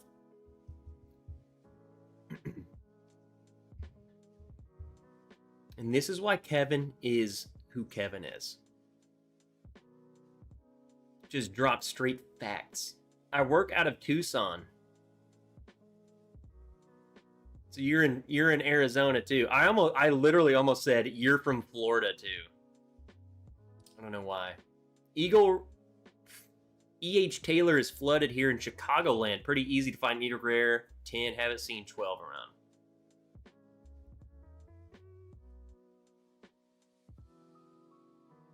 Eric, I will be in Chicago, I promise you, next year. I'm getting into Chicago Marathon 2027. Mark my words.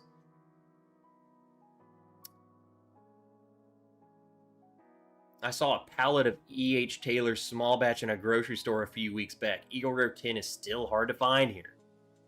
See, that's wild. It's so inconsistent.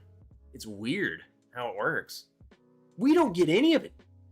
I still don't even see freaking Buffalo freaking Trace. What I do see is what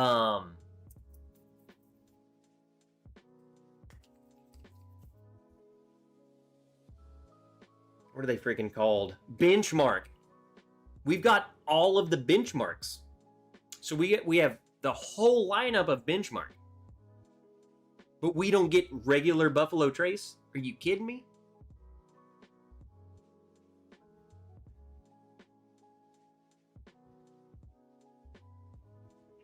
That's just weird to me. I'm not saying that we don't get it in this state.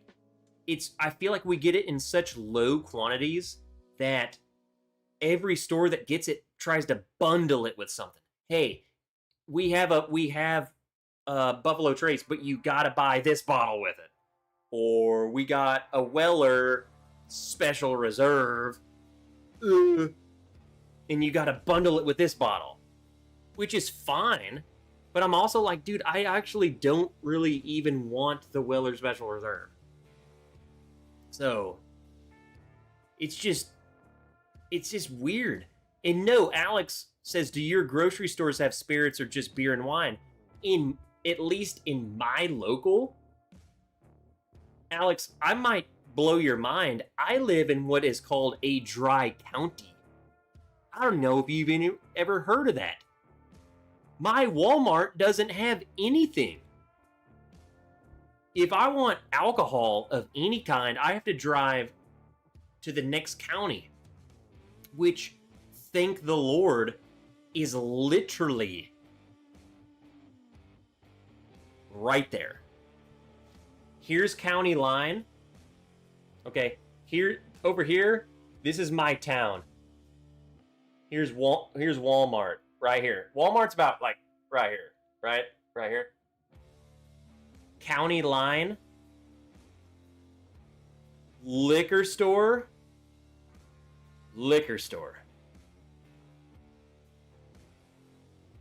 It's freaking ridiculous.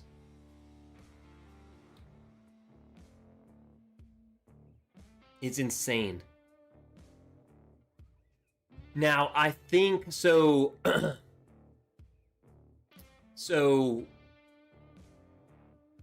I have a membership to Sam's Club, and the Sam's Club up the road, you can get beer and wine. I don't know if Sam's even does liquor, but it doesn't exist here. I think maybe. No, I know for a fact, certain places in like the big town, like Little Rock, I think gas stations, Walmart, I think they do beer and wine. I don't think they do liquor. I don't think any grocery store does liquor, now that I'm thinking about it. I think it's all beer and wine. Bad X Bobby! What up, Bobby? Just got the full Weller Rainbow dropped at Bevmo's. What? Raymond, what? You got all of them, or what? Joseph Bright. What's up, Joseph? South Carolina is flooded with it now. I bought Weller 12 Full Proof 107 off the shelves for under $100 a piece. I'm telling you guys, it's going to become a point where no one gives a flying shit about Weller anymore. And they never should have.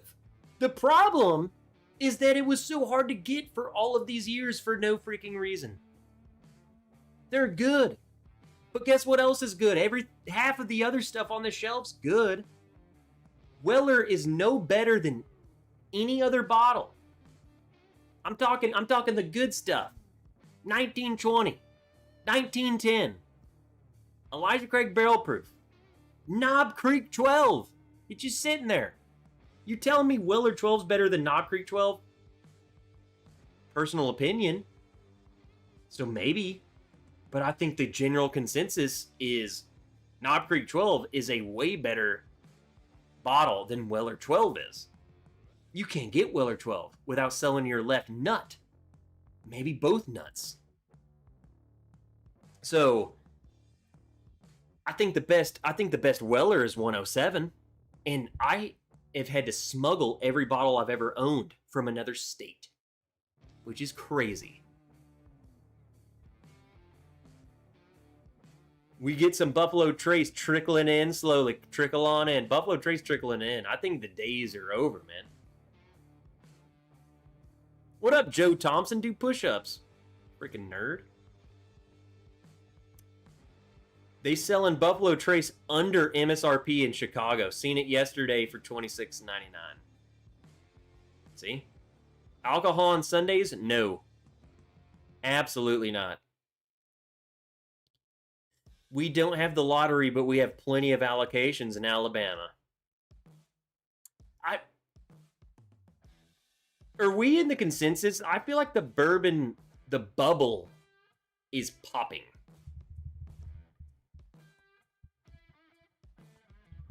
Are we seeing that? I think we're seeing it. I think we're living it right now.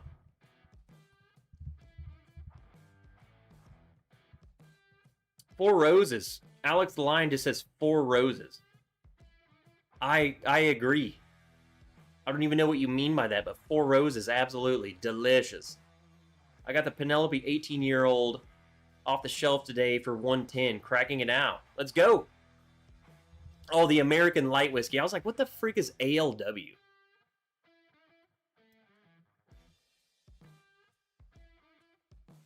That's what it looks like. I'm just saying, like, everyone talking about this, I think the bubble is popping, bro. It makes you wonder, then what are they going to do next? Like, these brands are smart. Like, how do you keep up with the bubble? Like, what are you going to do to make up for the loss of the bubble? I would think, I don't know. I think maybe they should start putting out,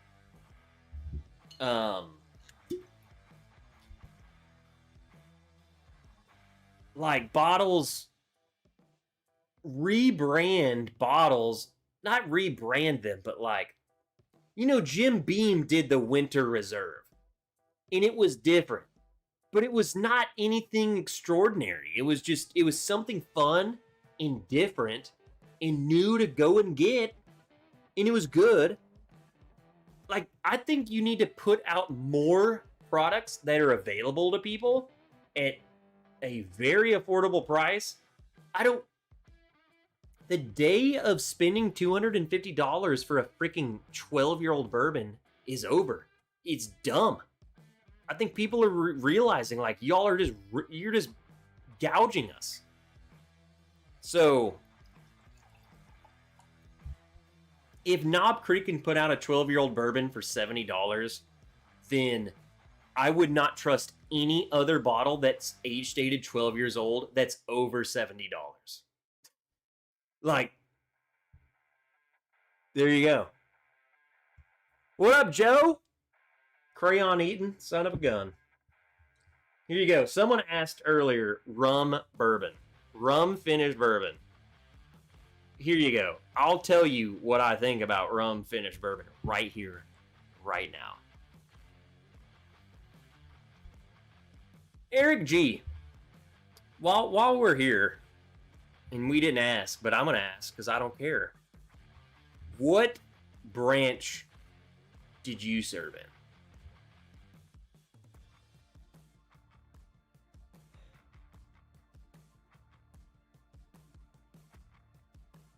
I mean, we have the dumbest branch just show up. Freaking Independent Joe is here. So don't worry.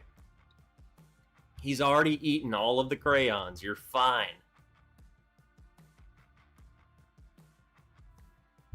It does not smell that bad. Watch me actually like this now. Maybe I just grew up. It does not smell bad. I think that was my issue, is that it didn't smell bad, then you tasted it, and it was like everything was wrong with it.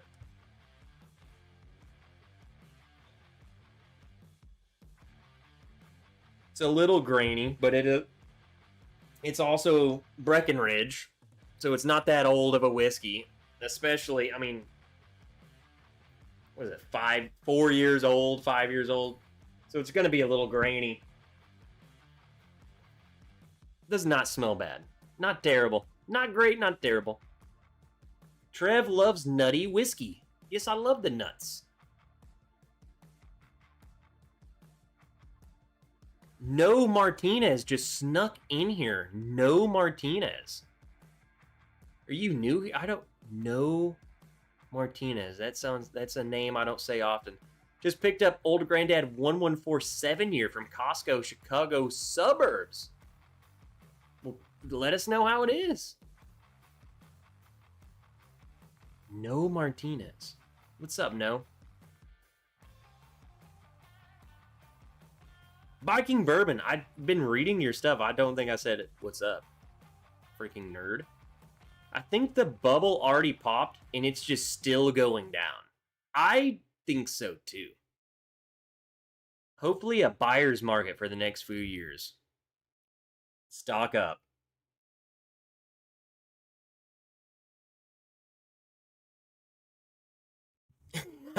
Dude. Hold on, where did that go? Alex the Lion says, to keep up with the bubble, you release a 4-grain E.H. Taylor every year, which is what they're doing.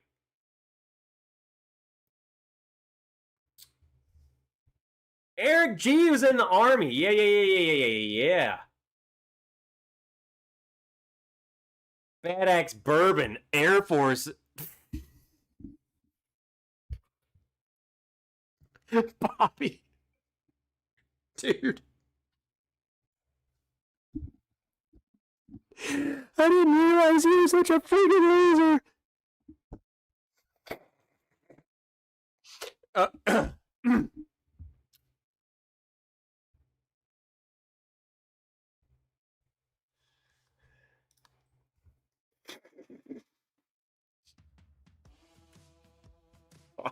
Dude.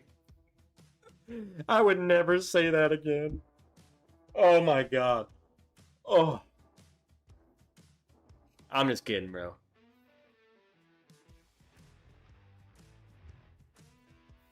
Do push-ups.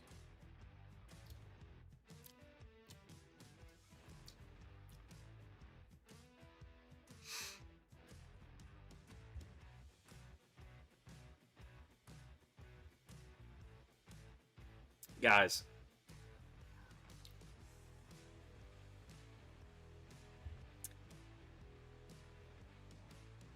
This is not that bad. Grainy or granny? Both. A grainy granny. Dude. This was my fear. This is not terrible.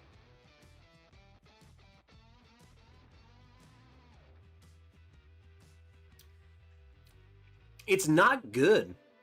Like, don't get me wrong. I'm not like, oh my god, I love this.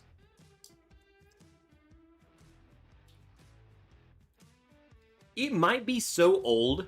Like, I've had this for years. It might be so old. I don't know if this is even a thing. But I'm really not getting any finish. It almost just tastes like a 5-year-old Colorado bourbon. Like, it's just fine. It doesn't taste bad. But I'm also, that's why I'm saying this, is that it really doesn't taste like rum. Like, I don't get the rum finish that I used to. Look, you guys know, if I have a bottle that it's this freaking full, it's one of two things. A, it's freaking hazmat as piss. Because I got a lot of hazmat and I got a lot of high proof light whiskeys. And I don't drink it that often. Because it will make you freaking hear colors. Okay? I don't drink it that often. Or it's gross. Those are the two options.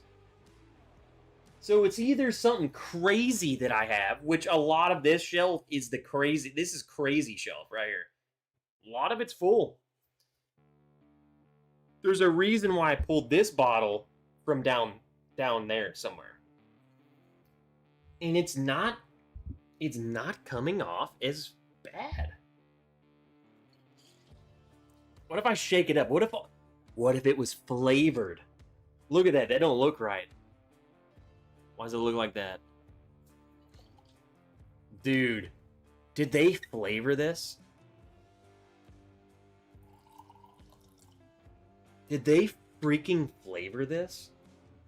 Like, add rum? Guys, I swear to God. Listen to this.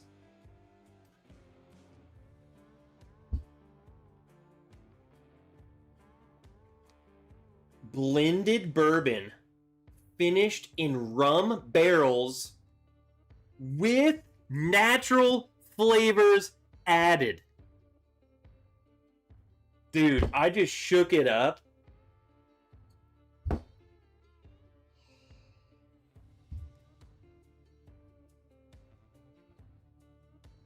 Dude. No freaking way. It's fake. It's fake. The fakeness ruins it.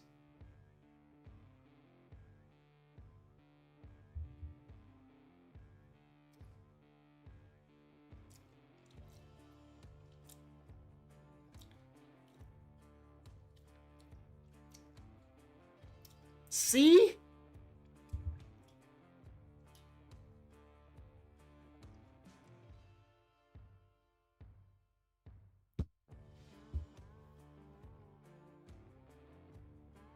They added rum and sugar. Is that what it is, Joe? Dude, this has been sitting for years, and it just set. I poured it. It was fine. I could taste the bourbon. I didn't taste the rum at all. I just don't think that's the way you go about doing that. Adding rum and sugar to this, it's just not for me, dude. Alex, shoot it.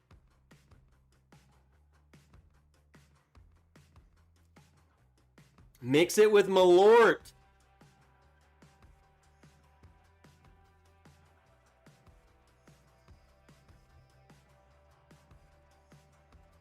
They do like banana flavored rum. Listen, I'm not against adding flavors or whatever. Like I'm not a purist. Dude, I drink freaking 99 bananas, right? I'll drink freaking whatever. I love me some strawberry Smirnoff. Okay? Moscow Mule. Take a can of ginger beer. Smirnoff strawberry vodka. That's delicious. I ain't against artificial flavoring. Don't get me wrong. But this is not it. Okay? It's not despicable. But what you're thinking you're getting is not what you're getting, bro. This is like a Temu. This freaking Chinese version of what you're getting.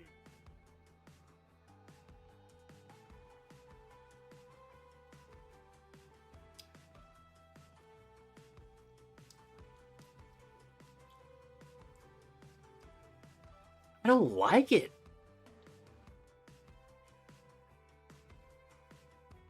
Okay. Alex.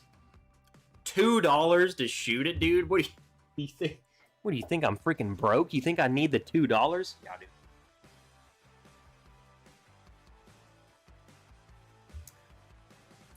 Woo!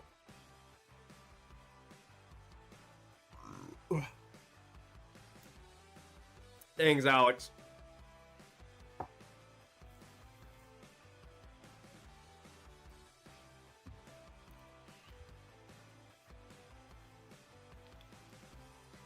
Yeah, I think I'll let that sit for another year or two. Call it good.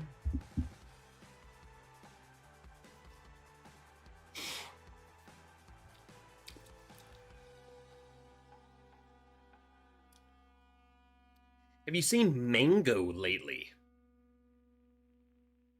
Seen mango lately? Like the fruit? Like have I seen a mango?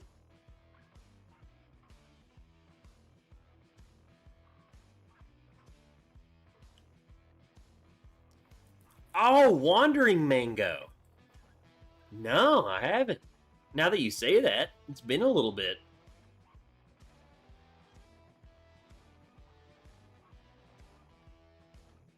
Now that you say that, I figure...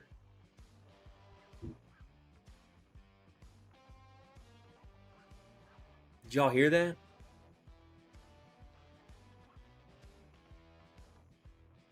Someone just shot a freaking firework off, like, right next to my house.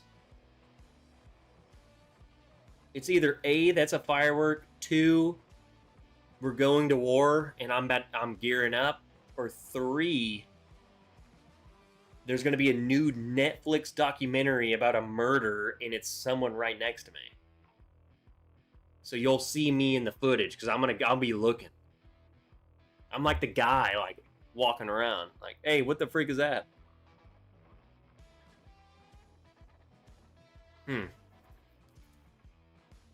I also work with You work with them? You work with them? I don't even care. Here's my problem. It's not even a problem. This is what I was trying to tell earlier. We had people asking about it. Breckenridge. So I bought this bottle, and then they had a port bottle, and then they had another one. The port bottle, fantastic.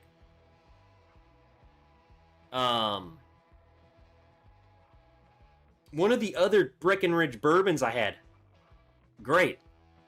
So I'm like, wow, I've never had a rum finished. And then I was like, what the freak is this? This is not it.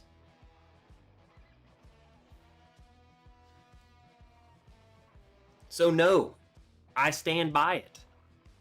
HD NM1IV. What's up, HD? What you doing, man? I work sales for Reyes Beverage Group. So what do you, I'm guessing Reyes Beverage Group distributes that?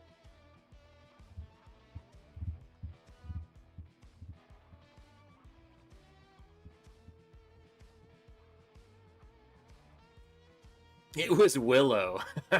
She out there, she blew up a firework. It might be her.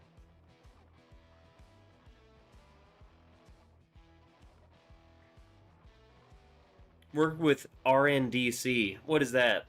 RNDC.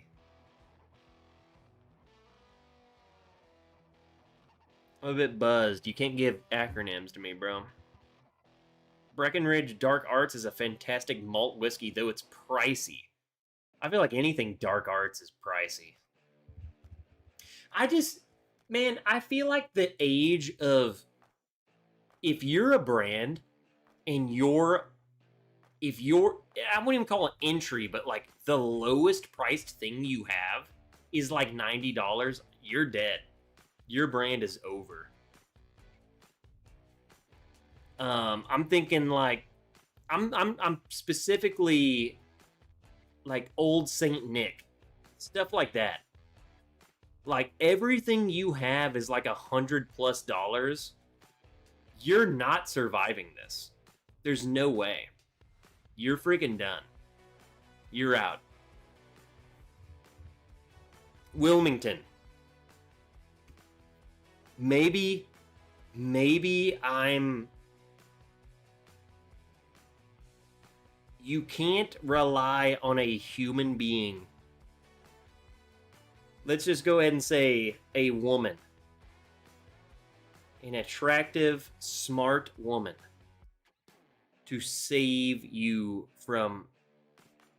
You can only sell so much of that at that price before people are like, we can't afford this. Okay? Like, we gotta tone it, reel it back.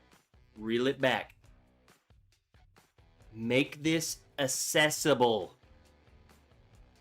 The bourbon bubble is gone. People who want to spend $90 on that can't do it.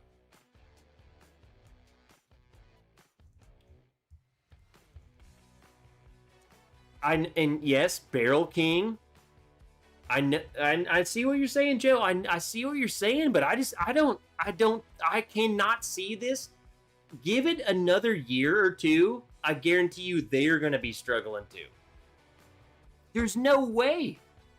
I feel like with the way it's trending, I think they're going to have to figure it out. I think the trend is going, I feel like the trend is going to go down. Like, it's going to be much more, they're going to have to say, what can we put out at a much lower price while maintaining our identity, and then therefore you're going to get really good bottles for like $40. But like, I'm sorry, but $100 $100 for a freaking bottle or $90 for your entry bottle. It's not sustainable. Especially what's happening right now. I think they are burning. I think they're burning on both ends right now. I think they're burning on both ends, and it's going to come to an end. But that's just me as a guy who doesn't actually give a shit. I hope the best for Sarah and them and whatever. I don't freaking care. Like, I have no skin in the game. I'm just a dude sitting in my room. I don't give a flying freaking crap. I'm just saying what I think. And I don't have any insider information. I'm just a dude saying what I think. But it looks like it's going down. Like, bourbon going down. Like, you can't be charging $90 for a regular ass boring bottle of bourbon that we've all had, and with a cool story and all this stuff, and like no one cares anymore. No one cares. It's freaking the same stuff. And we're like, I ain't spending $90, bro.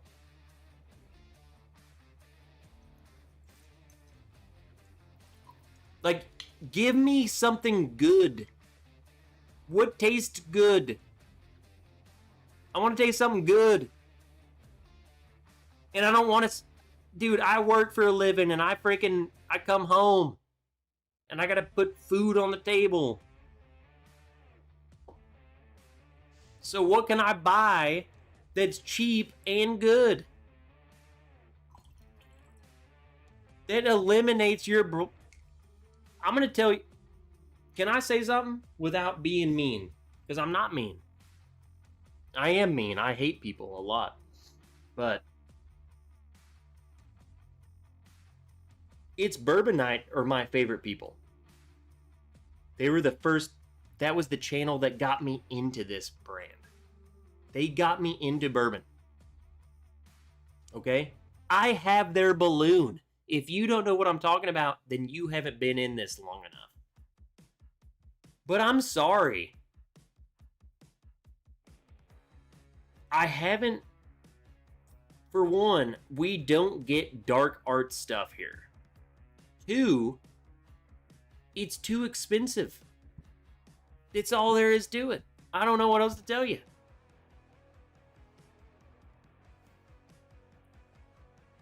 There's no way that it's that good that it needs to be priced that way.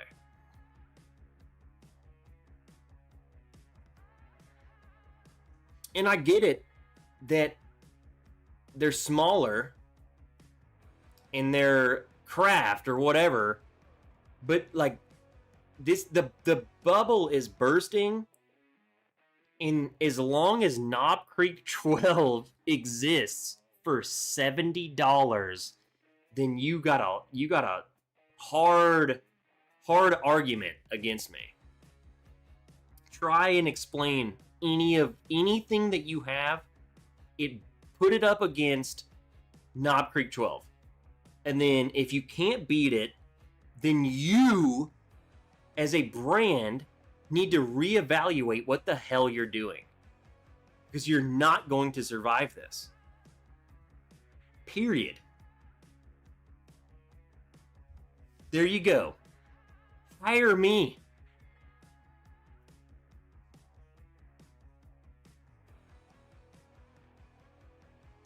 And I'm just a dude in my room, just drinking with my friends.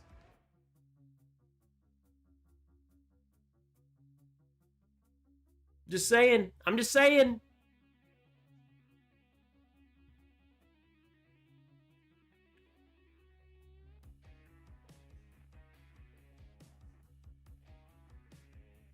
My A. Smith Bowman 10-year was $99.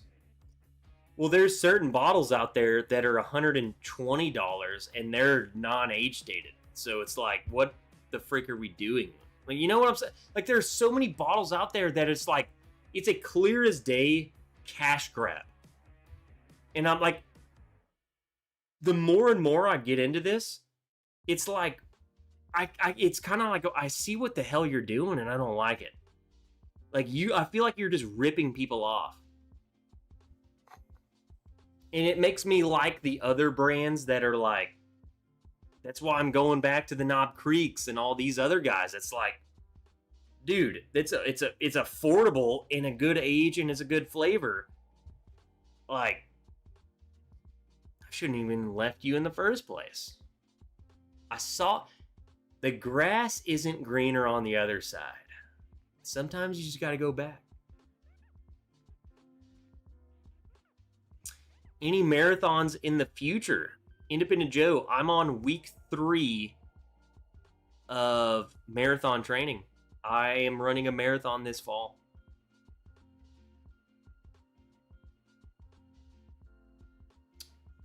You mean you don't keep Daniel Weller on hand?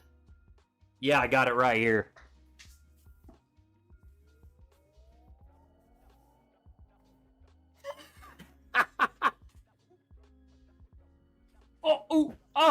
Oh, it's still in there. I hate it. Got it.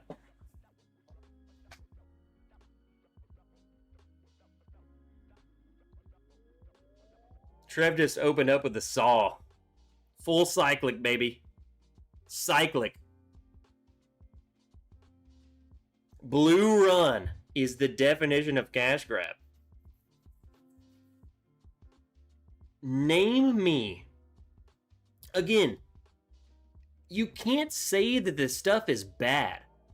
Okay, I'm not like, a lot of my argument isn't that it tastes bad.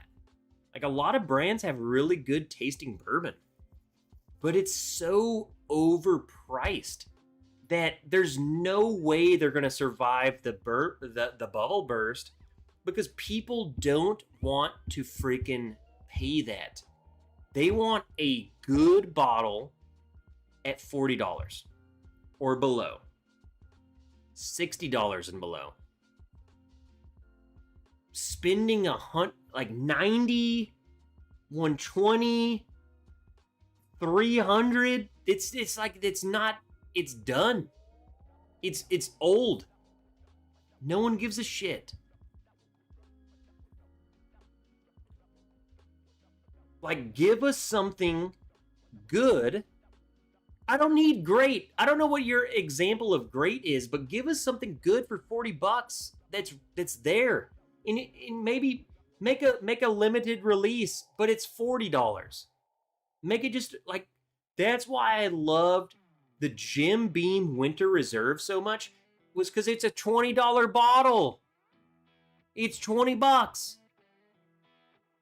It's cheap. And it was good. It didn't blow my world. It wasn't the best orgasm I've ever had, but it made you orgasm. So who cares?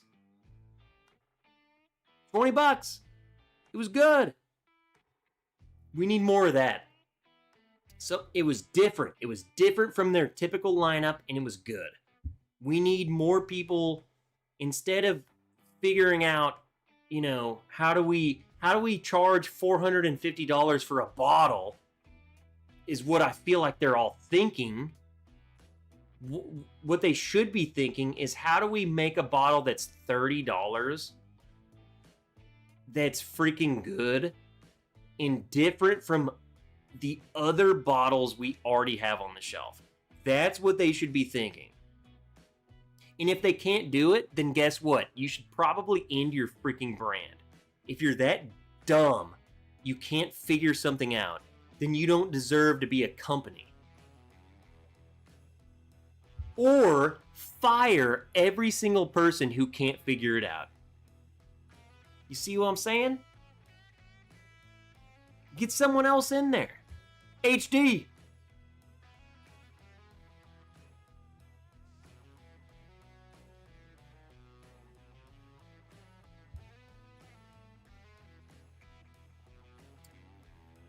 Cheers, brother. I've started leaning into store picks. Usually well priced and a level above the normal shelf version. What you gonna sip on, HD? What do you got? What you got lined up? Before you go, what you got? Well, Joseph Bright, we've been saying this. I've been saying this for the past 3 years that I've been leaning in on store picks. It's so it's so great hearing that people are still leaning towards store picks. That's the way to go. No one no one can buy the stuff that's coming out. Like Wild Turkey, bro, I can't spend $650 for your 12-year-old whiskey. Like that's bullshit. It's annoying. But what I can get is maybe something like a Baker's store pick. Baker's is normally 7 years, and then their store picks 8, 9, 10 years old. There you go. There's one. I ain't spending $450 freaking dollars. Knob Creek. Again, this is not Knob Creek sponsored at all. Knob Creek 12. Knob Creek 12 years old. $70.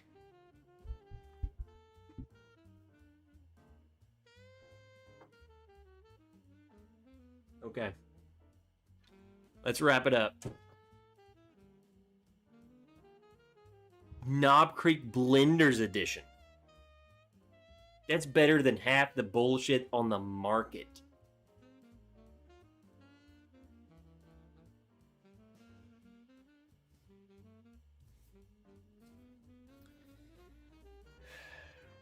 It's getting me fired up.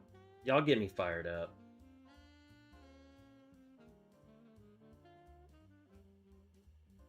I gotta go. Miss Wrench came in here and said we gotta go. Tell Miss Wrench, I will. I'll give her a big hug for you, Corgi. We gave Willow her medicine, by the way. We missed it this morning. Mainly because Corgi didn't let me know this morning. He didn't text me at 6:59 this morning when I was asleep. It's your fart. It's your fart. It's your fault, Corgi.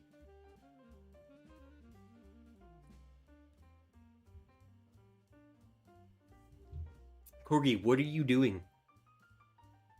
Play some Rampage. You're freaking right.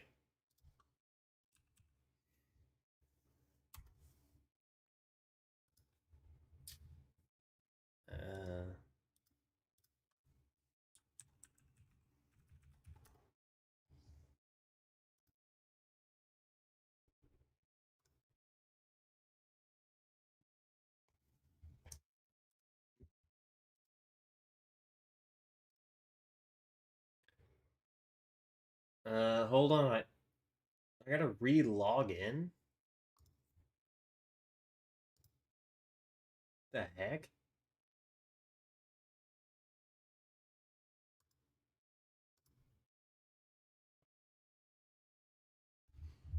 Hold on. Hold on. I gotta pee. We gotta play this on our way out. I could do a drum video. Wilmington, I can't pull it up. It makes me want to log in. I could do a drum video. You want a drum video? I'm not muted. I'll do a drum video.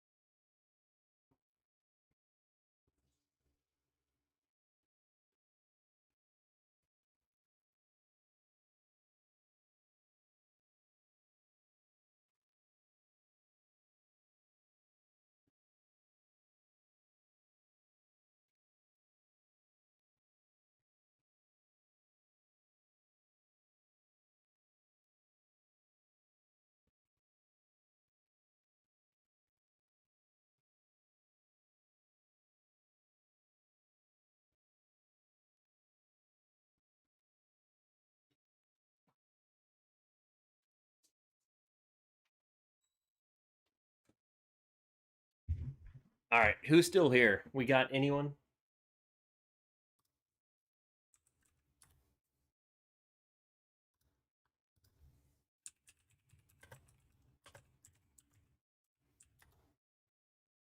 There we go. I got us.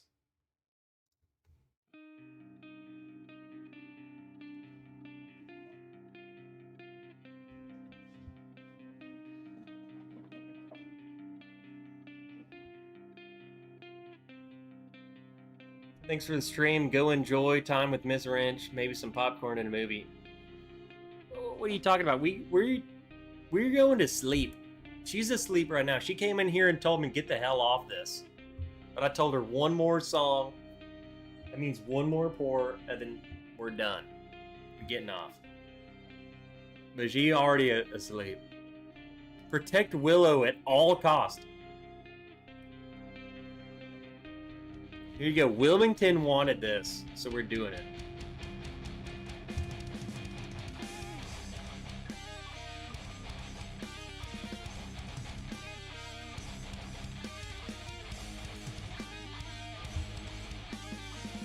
Just joined in time for the requisite potty break.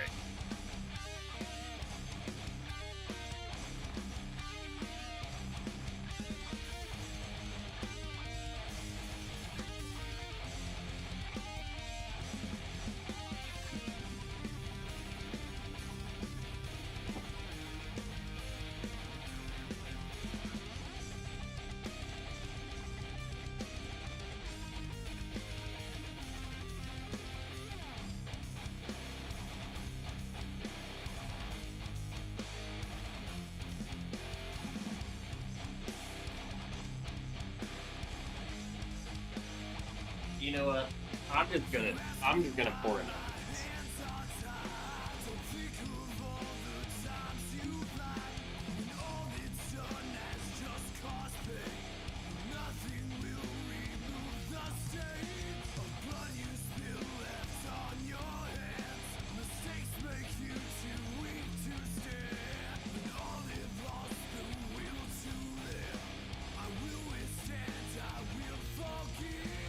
What are y'all drinking?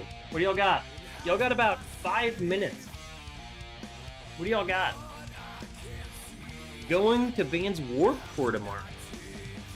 I thought Warped Tour was done. I guess they're bringing it back. I'm freaking old. They ended it.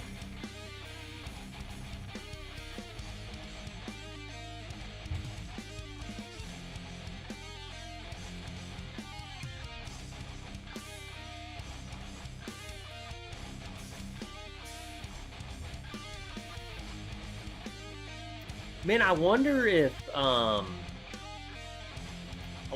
HD, I wonder if freaking our Australian friend, I wonder if freaking Eric G, what was that other guy's name? I wonder if they're still here. I wish they saw this part of the stream. You know?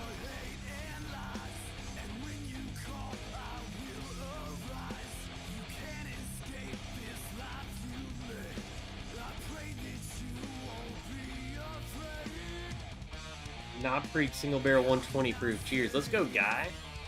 It may sound weird, but bottles like that, I put a pinch of salt in my pours. That honestly sounds... That makes sense to me, to be honest. Chime in, new peeps. Killed my Nika whiskey from the barrel Japanese juice. What do you think about it, Martin?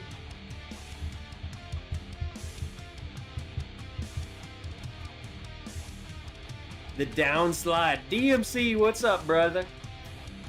Drinking Maker's Cast Strength The Brave. It's nice. Let's go, Joe. Old Forester USO Warriors. We're doing a bunch of military stuff. What the heck? Sipping O&A Willet 8-year 9-month finished in cab barrel. What?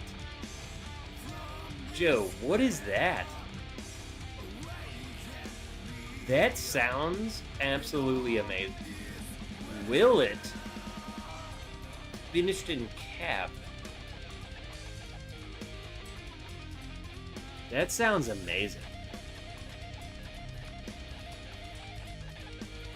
I love those aged Willets, but finished in a cab barrel? That sounds freaking amazing. Wow.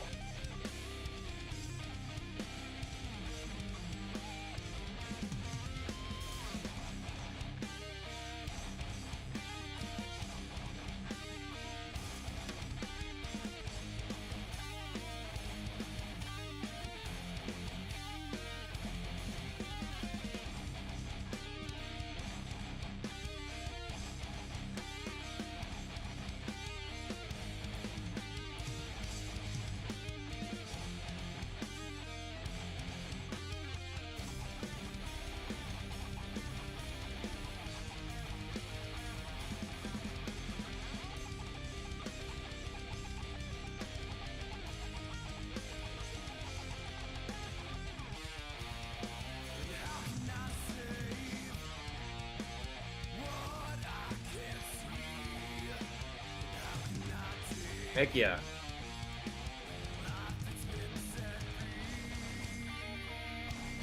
Alright, guys.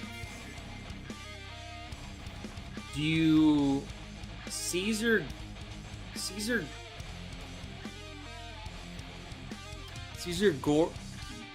Guardado. Do you prefer to sip your high proof first and the lower proof last?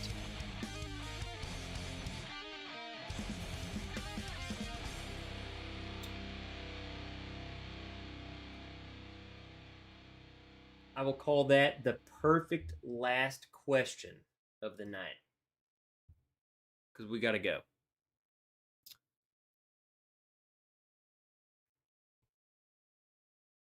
I would say this is how I like to do it. Let's just say, especially, let's just say it's freaking See, Wilmington says that works for me. This is how I do it. So think about football Sunday. We're in for the long haul. Games start at 1 or noon, whatever, wherever you're at. But we go all night.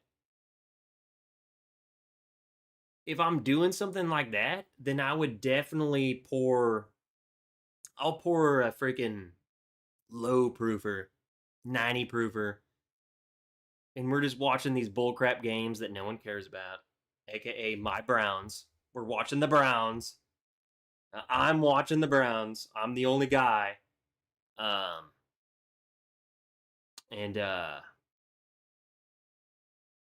I'll do a low proof pour.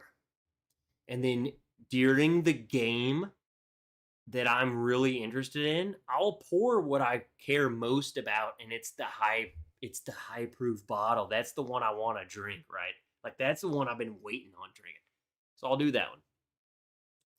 And then later on in the evening, and it's like, man, my team lost. The team I was going for lost. Yeah, I'll pour another one.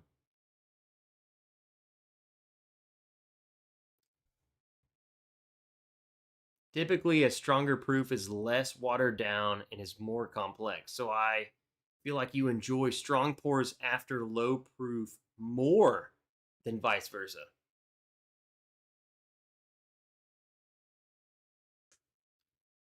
I start easy, drink strong, and then finish easy. I don't. What do you mean? I finish strong. I keep going.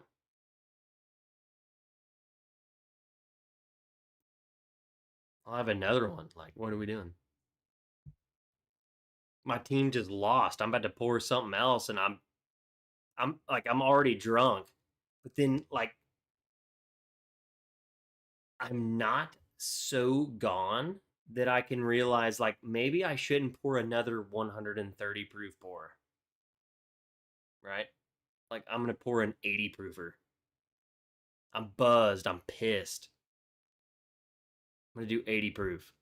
I want to drink something, but I'm not gonna get like slammered, you know.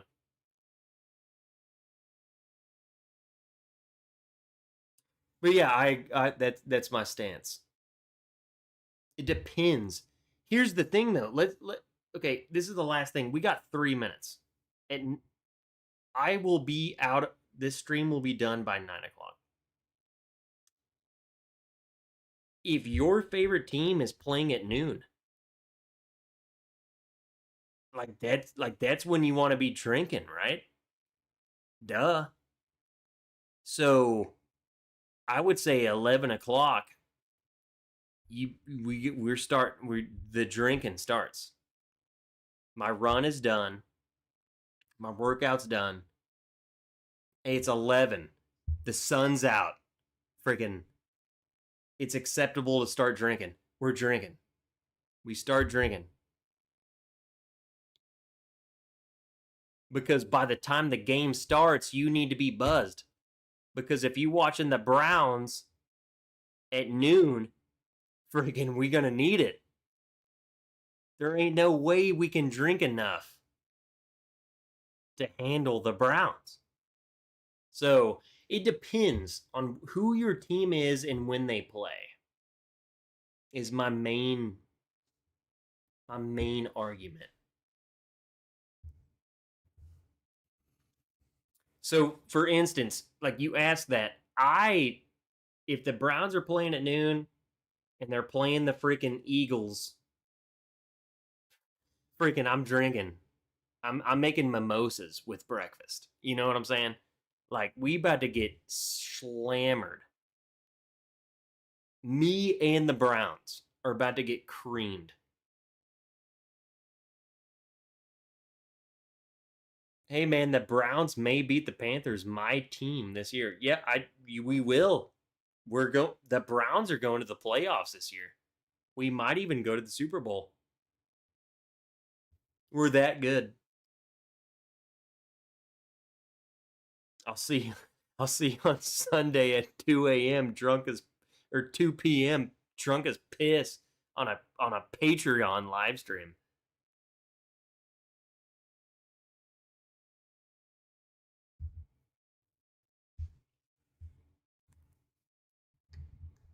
Every time the Browns lose, I should do a live stream. And that will be 16 live streams in a row. All right, guys. It's the end of the night. It's 9 o'clock. We done. I love y'all. I love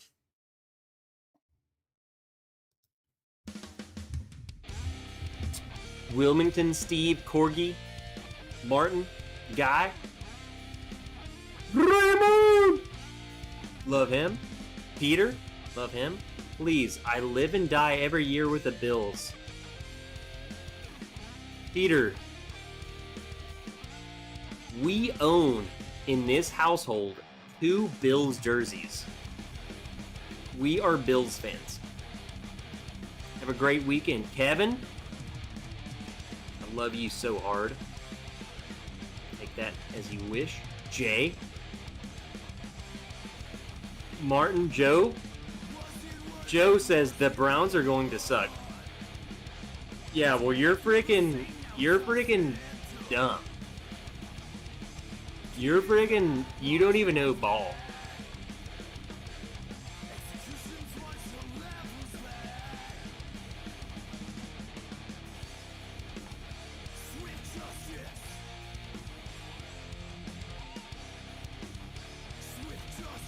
Kevin, it's okay.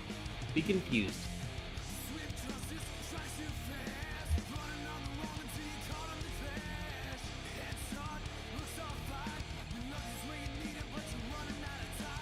You know Myles Garrett is gone, right? One player can't make a team. We got Jared Verse. I ain't worried about it. Thinking one guy can make it. Do you? Okay. We should have started this a long time ago. You really think that the Rams are going to go to the Super Bowl just because they got Myles Garrett? No.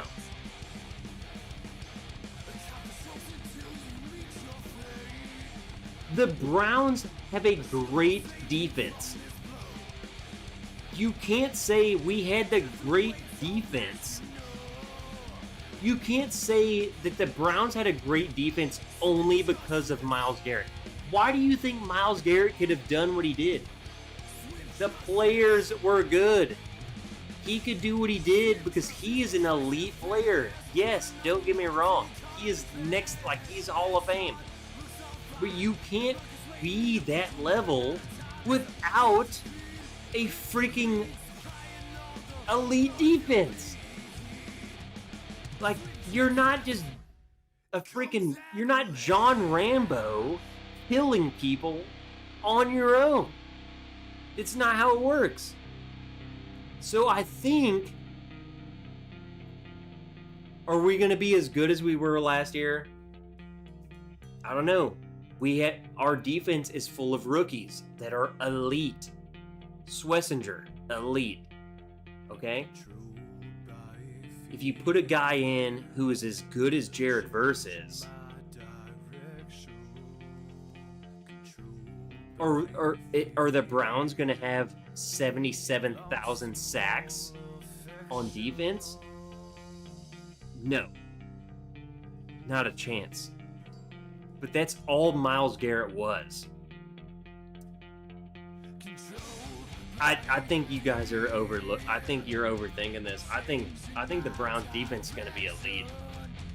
Still, I think they're going to be elite. We should start a football channel. You want to do a football stream? I will title it Football Only. If you would show up, if you show up, I will do it. Football Only Bourbon Wrench. We'll do that. And that's all we talk about. No bourbon. We ain't talking about nothing but football. Alright. Love you guys. I'm out.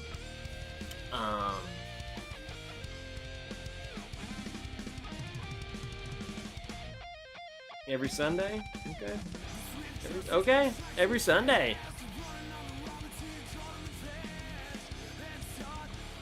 We've got a bunch of football people in here.